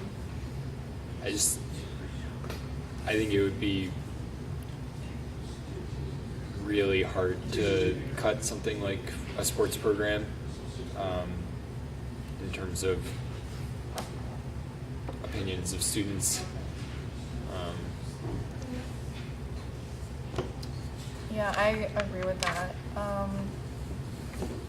Because I think that sports in general are really important to a lot of students at Hopkinton. And I think that in terms of the actual goal of the sport, to have kids exercise and make friends and socialize and stuff, I don't really see JV sports as being significantly less important than varsity. Thank you. Appreciate that. I don't know if you have this percentage from Mr. Meserve of how many kids in our high school participate in sports. 2/3. 2/3. Yeah. Way higher than most schools. Yep, incredibly high than most. And a huge part of the social structure at the school. I think it's hard to measure that sort of impact that it would have on student life. Appreciate that. Thanks, Sam. Thank you. I kind of jumped. The next steps, I forgot this slide. The next steps, we just did it. We did the third review of the tiers. You have time for the next 2 weeks to sit with it, think about it, email me questions, bring anything you need next week. January 3rd. It's a Thursday, 2 weeks from tonight. We had talked about that being adopting a school board budget and vote for the articles of the warrant. We're talking about, it doesn't have to be January 3rd, but very soon we have to come to grips with the facility project. We're going to talk about that in a few minutes on the agenda. But we also, if you want, the facility project are the backup articles, or the articles, secondary articles, if the first one, just think about that. And then because the contingency is a significant program, do you want to put that ahead of the operating budget? Because if the contingency fails, you can do some of the operating budget or not. That's something for the board to consider. Then you've got the operating budget. Then I think Aviva and Liz would expect to have something for the warrant on Hess. I think that is more probable than not. And then we have the vehicle replacement trust. And then you have an article of any other business. So that's what the warrant's could look like. Obviously, the board doesn't have to do facility, doesn't have to do contingency. We do have to have a budget. Has contract probable. You don't have to do vehicle. I did some work for the facility a little bit this week. I've got some updates on that part of the agenda.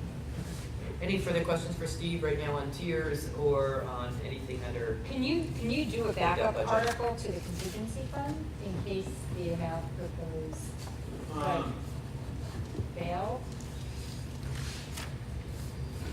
So if 150 failed, could you, if you have limited reconsideration, you can reconsider and change the amount. But once you limit reconsideration, you have to wait, I think, so many days and we don't have another meeting. Right. But I think you can revisit without limiting, but we have a meeting with Tom Barry before, and we'll make sure we ask him that. So I didn't sleep at a Holiday Inn last night, and I'm not an attorney, but that's what I believe. But Tom will be the guy who will say, Steve, this is what you do, and we'll ask him. Any other questions for Steve? Yeah, mine's less of a question, more, I guess, of where my head's at, but I don't know if this is the right time to talk about that, Great. or, is that all right? Yeah. I mean, I guess I'm just, this is all really good, it's actually incredibly helpful. I mean, I'd start off from where the budget committee's instructions are and where I think their heads are at, which is, they've asked for 2 to 4%, somewhere in that ballpark. So if we wanted to meet them, or at least meet that expectation of us, we're talking about, I mean, I wasn't a math major, but we're looking at about 600-ish reduction in the operating budget. And then we have a HES contract and contingency fund, so maybe a little bit more than that if we want to add those things in there. And so just, looking at the tiers and where we're at, I mean, that's a lot of reductions. But I just wanted to bring that up because I think that's where the budget committee's head is. I think a 6.35% increase is too much to present, and so we're going to have to make reductions. In my head's trying to see what gets us to that 2 to 4%. And then try to start from there. We may not get there, but I think that's what's been asked of us, and I think that's a reasonable request. I don't think it's unreasonable anyway. So I guess over the next 2 weeks, I'm going to try to find a way to get, $600,000 from what you've given us, which I think is really helpful. Thanks, Jim. I appreciate the input. Any further questions for Steve at this point? You okay? So, I mean, just really quick, fast look, I mean, just in tier 1, all the items that are starred as contingency backups, that's about half. That's about 150K. And if you wanted to leverage that more, you could add more risk than we've done in the past. And you could cut another 50, or you know what I mean? You're not having all. It's all about risk. Yep. Correct. And that's what I think we all need to spend some time considering in the next couple of weeks with all of this information. So can I ask you, Liz, how do you want, I guess when we come back in a couple of weeks, after we're all full of holiday cheer, how do we come back and have this discussion? I guess, do you want us individually to come back with these lists and areas that we cut for discussion? Like, what's most useful to that conversation? Well, what we've typically done in the past is when we come back to that final meeting is we have put onto the table basically some proposal to make cuts. Some of it is relatively a consensus in terms of maybe all the ones. For instance, we've I think on some tiers we've taken just right off the top, taken all the ones right off the top because Steve has basically suggested that those are things that we could manage without having in the budget for next year. When we get into the twos, I think everybody has a different perspective, which is good because we can all share that perspective as to what the priorities may or may not be, and we have to sort of come to some agreement as to what those are. If we need to or feel or so we need to get into the threes, I think the discussion just gets harder and it gets uncomfortable, and it is uncomfortable, and we often consider squirming, trying to really wrestle with both personally and as a school board member, as a community representative, where we feel that we can land and be able to present something that is really the school board's budget, because that's what we have to agree upon at the end. So we'll just go through this document, not line by line. I think sometimes usually what happens is we come in and one person will say, I think we should just take all the ones off. Sure. Yep. Or I think that we should consider taking this two, this two, and this two. And that's why everybody needs to go back and digest all the tiers and really prioritize for themselves based on what they're hearing from the community, based on the information that they have, based on I mean, obviously I've been around this table a little bit longer than some of the others, get all the information that they need and the questions answered in the meantime too. That's why it's really important to digest it and come back and kind of put on the table. Here are the reasons, here's the rationale why I think that this one we can do differently, or we can accept that risk, knowing what the risk may be. So that everybody can sort of weigh in on where they feel they are. At the end of the meeting, we have to come to some agreement as a group, by vote, what we agree to present. That's helpful Yeah. for the process. Yep, no, it's very sort of, back and forth process, and we talk about a lot of different things. Hopefully, at that point, everyone should be coming back to the table pretty clear as to where they feel that they are going to be comfortable landing. The only thing, if I would add, we talked about above the CIP, that $1.1 million of roofs. Yes. And we haven't, we're going to go through, we haven't talked about a possible budget increase, which is the capital improvement portion of the continued funding, which is supposed to be $1 million based on Jay Burgess's and recommended. It's supposed to be $1 million a year. So obviously that's not going to happen. And the board could decide not to add anything to the capital improvement. I've talked about $100,000 or $150,000 or $50,000. Last week I talked about putting 100 in and then deploying 190 out of the trust. So I just want to factor that in too, that the board hasn't looked at that. How are we going to long-term move on deferred maintenance? So that's an addition, or not. But Right, part of the discussion, part of the discussion, that would be better said. part of the decision. Yeah. Yeah, thank you. And just, I guess, one more follow-up. So I know we're meeting January 3rd. That's our drop-dead date as a school board to get this budget out, because it just seems like this is a lot of conversations to have, throwing items on the table to get done in one meeting. So like, if that's our deadline, that's our deadline. It just seems like we haven't made a lot of decisions to get to that point, and so that's a lot of decisions to make at one meeting. So I just state that for what it is. But Yeah, I think historically, we've used that last meeting to really bring it all together. sure, I appreciate that. A lot of it is, I think, really sort of synthesizing all the information that we have, and being able to digest it. And as I said, I think we all have, a lot of information for ourselves to be able to sort of get to a place. I think it's our responsibility between now and the 3rd that if there are any unanswered or open items that we aren't clear on or feel like we need to have a better understanding of what the risk is or how great that risk is, that we take it upon ourselves to reach out to Steve and Michelle when they're back in the office before that meeting on the 3rd, so that we're not sorting things out that night. No, I totally appreciate that. It's just, well, I've already stated what I thought, so. Yeah, okay, no, I appreciate it. We have a date with the budget committee on January 9th. No, I appreciate that. That's it. Exactly. Excellent. Any other questions for Steve? At this point, otherwise we'll move on to the facility. Oh, no, we got to go to a little bit. I'm here. sorry. So now we're in the FY, now we're in budget discussion. We've done the tiers. I also just want to have the board factor in. Last week we talked about revenue. In the unreserved fund balance right now, and this board is fine keeping that, but it's about $481,000, and the revenue was about flat. So that number impacts the rest of this year. If the board wanted to go $700,000 in unreserved fund balance, then we're having a yard sale. Last year, we gave back, what, 568? 520, I was just working on it with the MD&A. I think it's 526. So is that a realized tax impact for next year of 120? Are we going to basically see operating budget increase $520,000 as a result of having less revenue? Or was that already resolved last week? Yeah, Sorry. so last week, we took $150,000 out of Article 10. We've increased our special education aid, we've increased our adequacy aid, and we got pretty close to no change on the revenue. Right, so it's 526, 127, so I was pretty right on last year's fund balance. 481, 621 is what we're proposing for 1920 because of using what Steve just talked about, those changes. Okay. So 150 and then.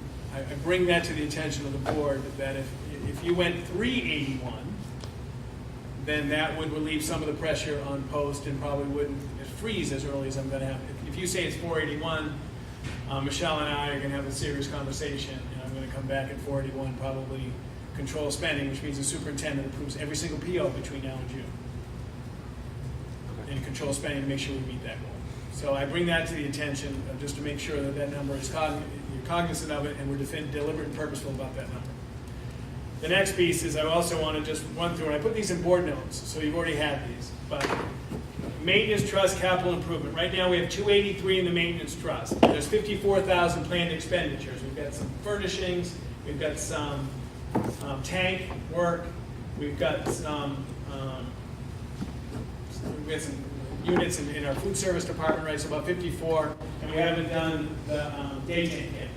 So that's fine. So we also have to start, what I just mentioned, is a contribution. And if we're making a contribution for future savings, it can go into the capital area in the maintenance trust. But if you're talking about putting any money into the SAU office, it can't go into the maintenance trust. Because the maintenance trust is simply, and by definition, schools. Okay, so part of the CIP is roofing, window siding of the SAU office. And it's not a today thing, but I also want to bring that attention. Is that definition of the maintenance trust by statute, or is that by vote of the town at town meeting? Okay, so that can get it, we can amend that at town meeting to include. We can have an article. Absolutely. Does that make sense to do, from your standpoint? Does it matter? To buy a new Not to buy a new SAU, but make changes at I the think SAU. I think what happened To have flexibility makes when it sense. was put in, quite honestly, I think it was when we were at Hero Mark. Sure. Okay, And so so we it may- was part of the school, so it wasn't even thought of. So we may want to think about the warrant, that she just change it, adds to the definition of what that fund can be used for. You got it.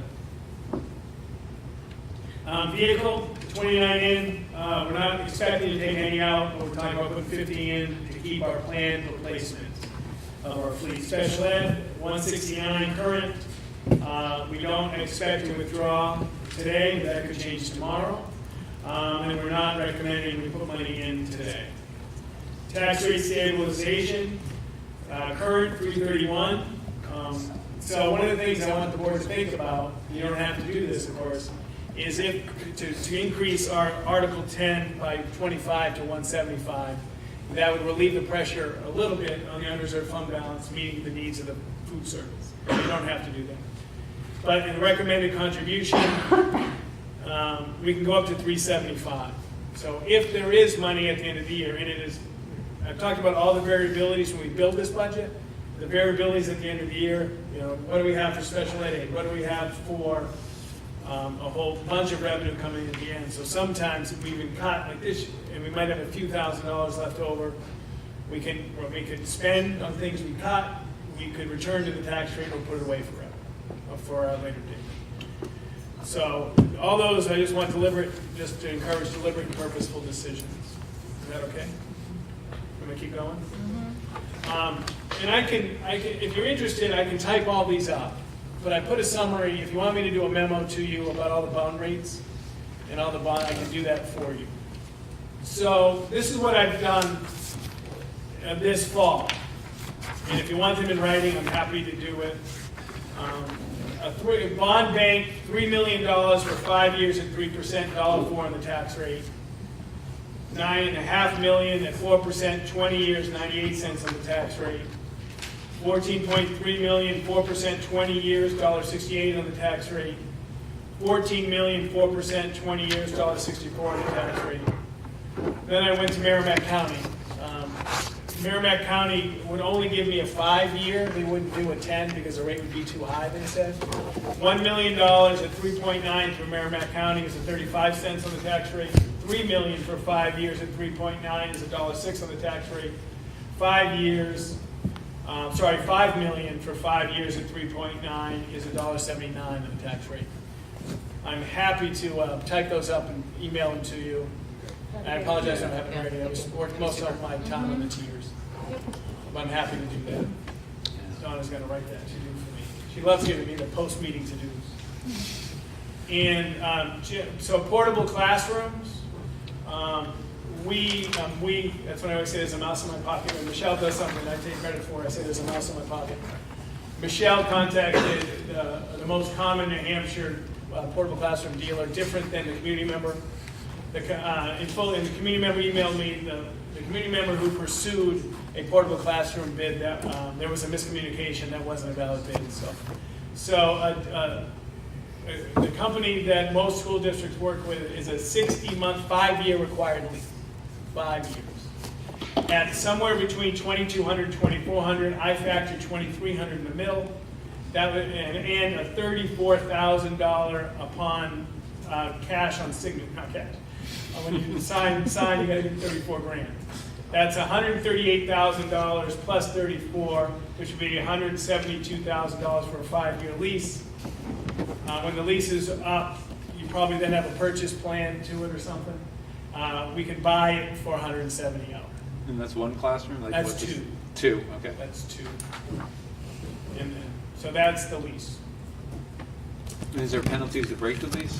Or like what's the? It didn't, the document that we had didn't have any penalties in that document because it wasn't the Sure you official can. lease document. Yeah, I'm sure there would be. I'm sure there'd be penalties, Sure. what they are. You could always break the lease. Just have to know. So that was my update. Breaking of the lease. Bill Caruso has continued work with Harriman and Siemens. I will have for the 3rd a revisit of all the open, well, not all, as many of the open question on maintenance that I have done. And that what can we take out, what can we? I believe we can take out, remember the big one was HVAC, 274, I think we can take that out. We can take out sprinklers. The EBD, we're still working, what is it?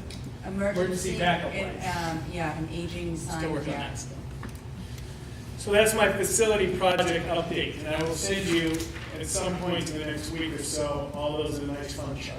Okay, so one thing it does say on here is that there actually would be a bill at the end if we were moving it. So it doesn't talk about breaking it, but it talks about at the end of the 5 years, we'd actually have to pay something to get it off of our property. Sure. Sometimes it's very hard for districts to get rid of. So you hope you can find something to buy. I actually went to, remember that field trip, all the way down to buy one. We didn't have the right snow loads. Yeah, that's good. All right, let me keep rolling. Where we are on the programmatic budget. So, the programmatic budget now, I think the first thing you're seeing is FY20. Right? Right, this is the, superintendent budget. This is the superintendent budget through a different lens. And this is the same one that we've been using, because we haven't had that meeting yet. So thank you, Michelle, it reconciles. This one doesn't have a back. No, because I put it all in one. Oh, I do something. It might be too small for some people, I'm sorry. You're a copy or a whiz. No. And then, we've got the legend coming. It's always holds in here. And just to reiterate, Come on, Sam, get we us will something. try to have the meeting so we continue to work on the budget committee voted to-dos. Oh, good, thank you. We're happy to meet. Hey, thanks. That's, I committed to Liz that we get out of here in 2 hours. But she's looking like she's ready. The agile last. So this was just an update of the legend and the reconcile FY20 superintendent budget plan Do you program. need your own, Matt? You can have your own. I'm sure I can get my own copy. It's okay. I know where they came from. All right. I won't write on it. I'll give it to you at the end. I'll write on the blue one. That's exciting. Everybody okay? Tells you all the lines that are included in the department.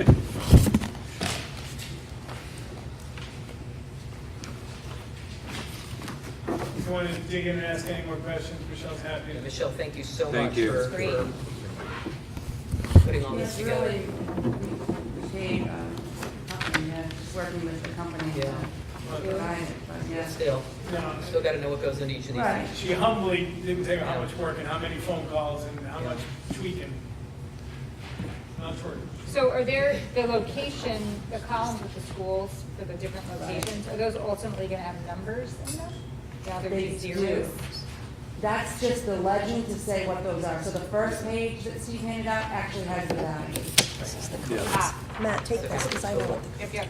if that's what that is. Now that I realize what that is. Second I can look page, them the up. legend that talks I about. know, it's all right. So I one know of the which things ones that, that I think, this is great, Michelle, so, just to make sure I understand this, so on the legend sheet, line number 1 where it says SAU administration and school board, and then in parentheses, 2,300, 2,500, 2,840. So the large binder that the budget committee gets has all of those sheets by 2323, correct? So the question that I think came from the community a few weeks back was, can we go drill even deeper into, the answer is yes. Right. If you know that that sheet that's 2300 is in that line. Yeah, it takes Okay. actually that area that you talk about, it takes the 23s and 25s and put those automatically together. Okay. So you add that, and then there's a 2840 in the budget bulletin, and then that's the other value. And Okay, all you would perfect. do though is just subtract out the benefits lines of Right. both of those, which are very transparent on there too as well. Okay, great, thank you. Are you okay? Thank you. And thank you very much, Michelle. Yes, please, unless anybody has any specific questions, but again, you can always shoot Michelle an email for specific questions if you're looking through it and see something that is curious. My only question is more for the timing of it. It would be good to have, I guess,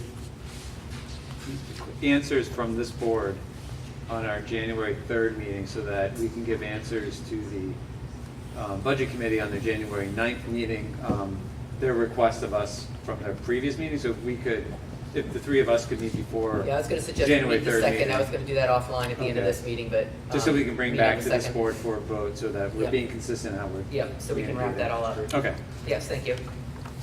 that's fun. The calendar is as presented last week. The leadership team didn't pick me or break my arm to change it.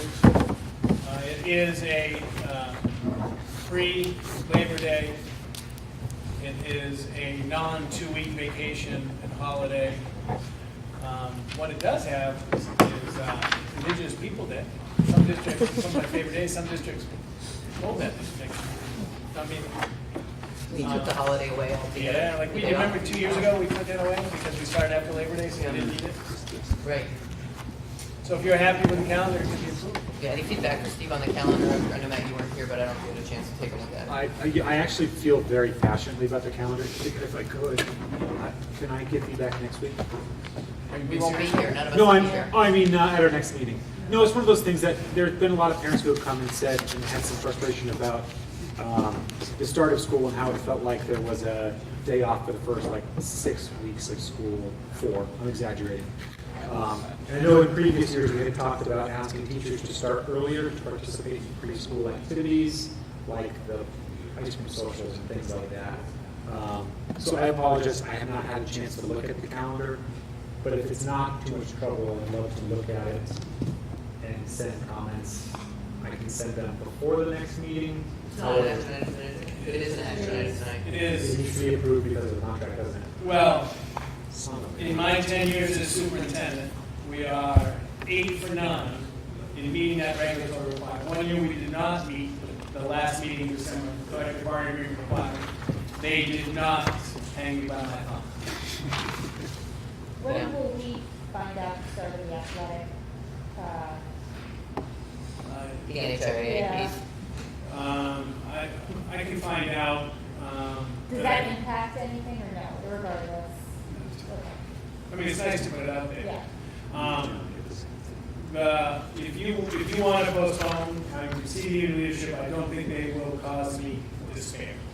Well, The only thing I can tell you, it would be nice to get it done on the 3rd, just because we are asking teachers to come back the earliest in my 20 years in the Hopkinton School District. I don't want to wait too long before they plan their last week at the Cape, and I call Steve, I can't come to your academy to present at the Cape. I would agree. There's no tone. That ever happens. Well, I mean, I guess two things. One is, the feedback, I mean, I've not received any feedback specifically from community members after you presented it last week. And I appreciate your input. I do remember you shared some input with it last year. That, We can wait. yeah, that was something that I think was taken note of at the time and Yeah, not here, but yeah. you know, with it developed. I don't remember specifically whether there was some things that were really specific to certain things that may have already been addressed though, Matt, that's the only thing. Well, it could have, I mean, if no other board members have concerns and if no community members have come up since, This doesn't have to be Matt's calendar, right? No, but Can be. if you're passionate, if you're passionate about it and you want to wait a week, Two. Two. I mean, anyone else up here have any concerns? No, but we walked through it too. We walked through it last week, so that's why. I mean, we had the opportunity to have public here to provide comment when Steve presented it and things like that. So we're in a different place than you right now. You know what? I would add the comment, I'm not in favor of a 2-week break because parents are working and actually 2 weeks is going to cause a burden, I think, for working parents. I think it's one of those reasons why I made that decision. Yeah, I mean, I'm comfortable with the calendar, but if we want like 2 weeks and Steve won't get hang by his thumbs, then Yeah. I'm comfortable making it Matt's calendar. Push pause, and I will see that you have leadership, and I'll send them to you. Thank you. And Matt, if you could put together an email, because he's leaving to take a little bit of time during the holidays with his family, you are. I know. Every day, we'll talk about it. Put together He's going an to the email Cape, with I those- with those comments. Yes. That would be great, Got so it. that when we come back to approve it next time, we've all kind of had a chance to get finished with it, so, perfect. The next is something we typically take up during these 3 meeting sequence, is we had a request, if you remember, for a 4th retirement. It is, my recommendation as your superintendent of schools is to not to exceed the contractual compelled retirement list, because it would move us beyond what is within the budget, and it would prevent us from making strides in other areas. I don't think we have the room within the budget this year to support the additional retirement. The board only acts through action items, so you can simply advise me to inform that we don't usually, I've never put an action item that you said no to. And I can if you want, or you can just tell me it's not a yes, you know what I mean? So if you agree with that, I will inform the person that the board is not in favor. I agree. Yes, I would agree too. Are you both in agreement to give Steve that direction to not accept. inform that particular member that the board is not going to move to approve an additional retirement? Is that okay? Okay, thank you. I will do that. Everybody's all right with it? Yep, yes, we've had Yeah. lots I of feel some contact. uneasy. That's No. okay. November 2018 financial, Michelle Clark. Yes, so in your area, you should have the November financial. A couple things just to point out. What I would say is one item that changed since the last month was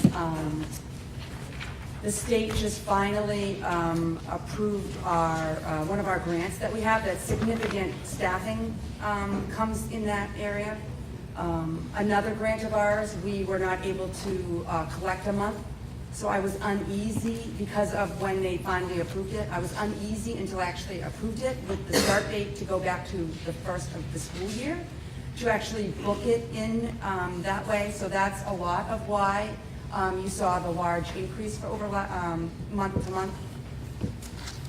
But if we hold true to what was proposed last week as a revenue for the undesignated fund balance, we are still about $90,000 short of what that is.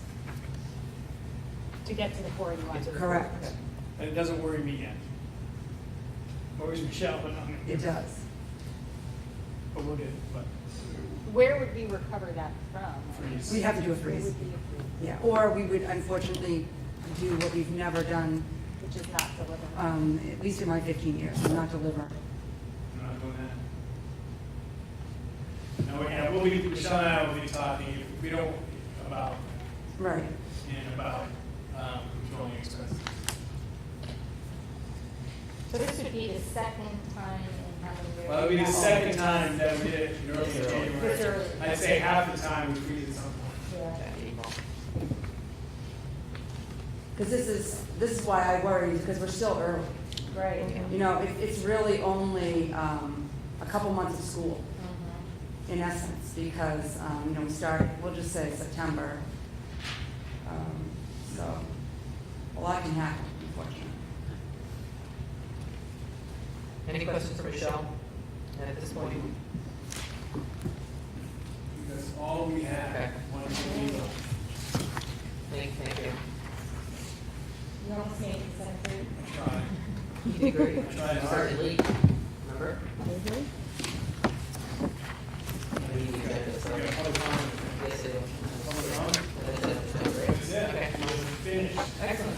So at this point in the meeting, we will open the floor back up for public comment. You would step up to the mic, just let us know who you are and lean into the mic. So all our fans out there in Hopkinton land and Katuba land can hear us. The Chair of the Budget Committee. I have a question on the tier cuts, the tier 2, and I was wondering if they could be clarified, please. Number 10 and number 11. Number 10 is second half of second grade. I'm not sure of the language. Is that representing a 0.5 reduction in FTE when you say second half? Yeah. Okay. And district-wide staffing, did you say that was like a conglomerate of points here, points there, that be reduced across the district? Yes. Thank you. Thanks. Anything else at this point?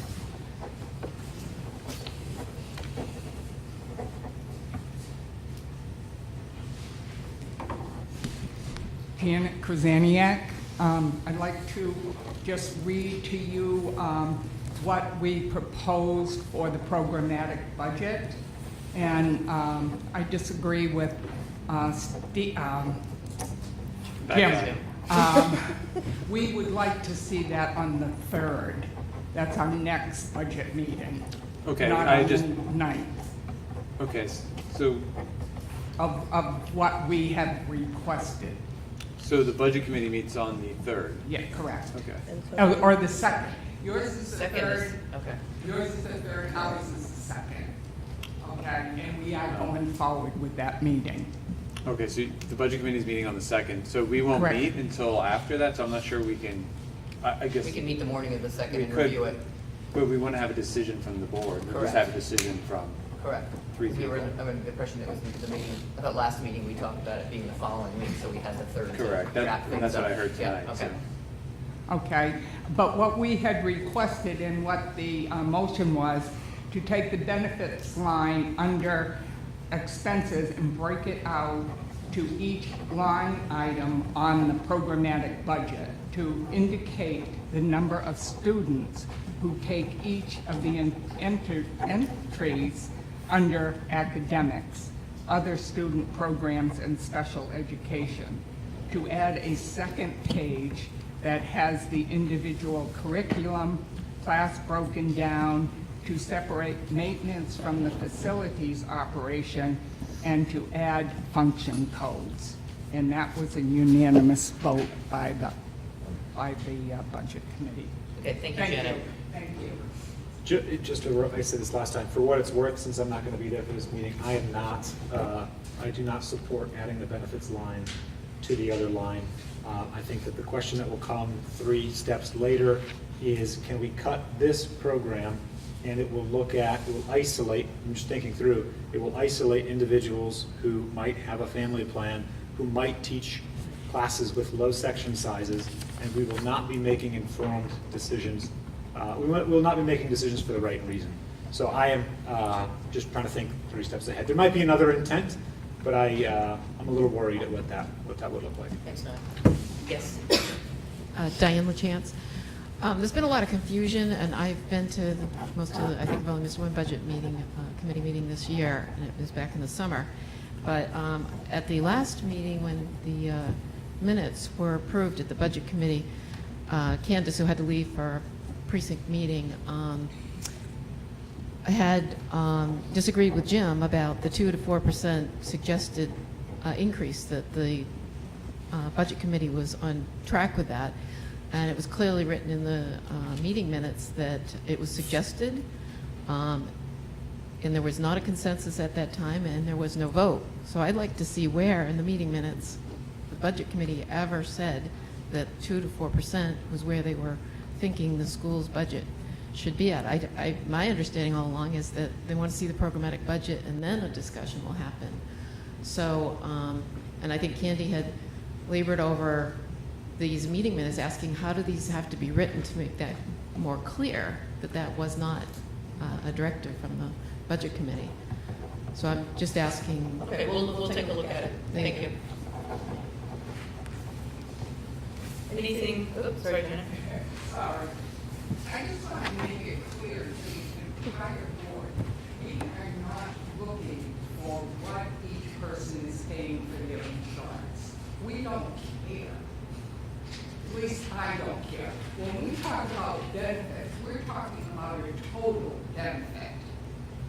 I mean, it could be 2 teachers, 3 teachers, but the total of what they pay for their benefits, what goes into, what the town pays for their,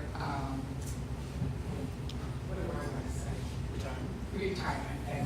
Retirement. The total, not individually. We're not looking to find out if a person is a 2-family or a 1-family or 2-person, I'm sorry, or 1 person or a family. We don't care. I mean, our decision is not going to be made on their health insurance. And I just wanted to make that clear, Matt. We don't care. Okay, thank you. I appreciate the clarification, Janet. Thank you. Thank you. All right, anything else at this point in the meeting? If not, we will move to table our one action item. Wow, that's never happened. Wow. All right, well. We didn't have to have this meeting, no action. So our next meeting will be on January 3rd at 5:30 p.m. and we need a non-public session at this point. I don't, if you do. Anybody, Matt and Jim, need a non-public session this evening? We don't have Then any. we do not need one. Then we will adjourn the meeting at 7:44. All right. Good work. It's not information, that's not otherwise way to go. Thank you. No, and I get it, but in most circumstances, so there could be a few of us in that, but in most circumstances.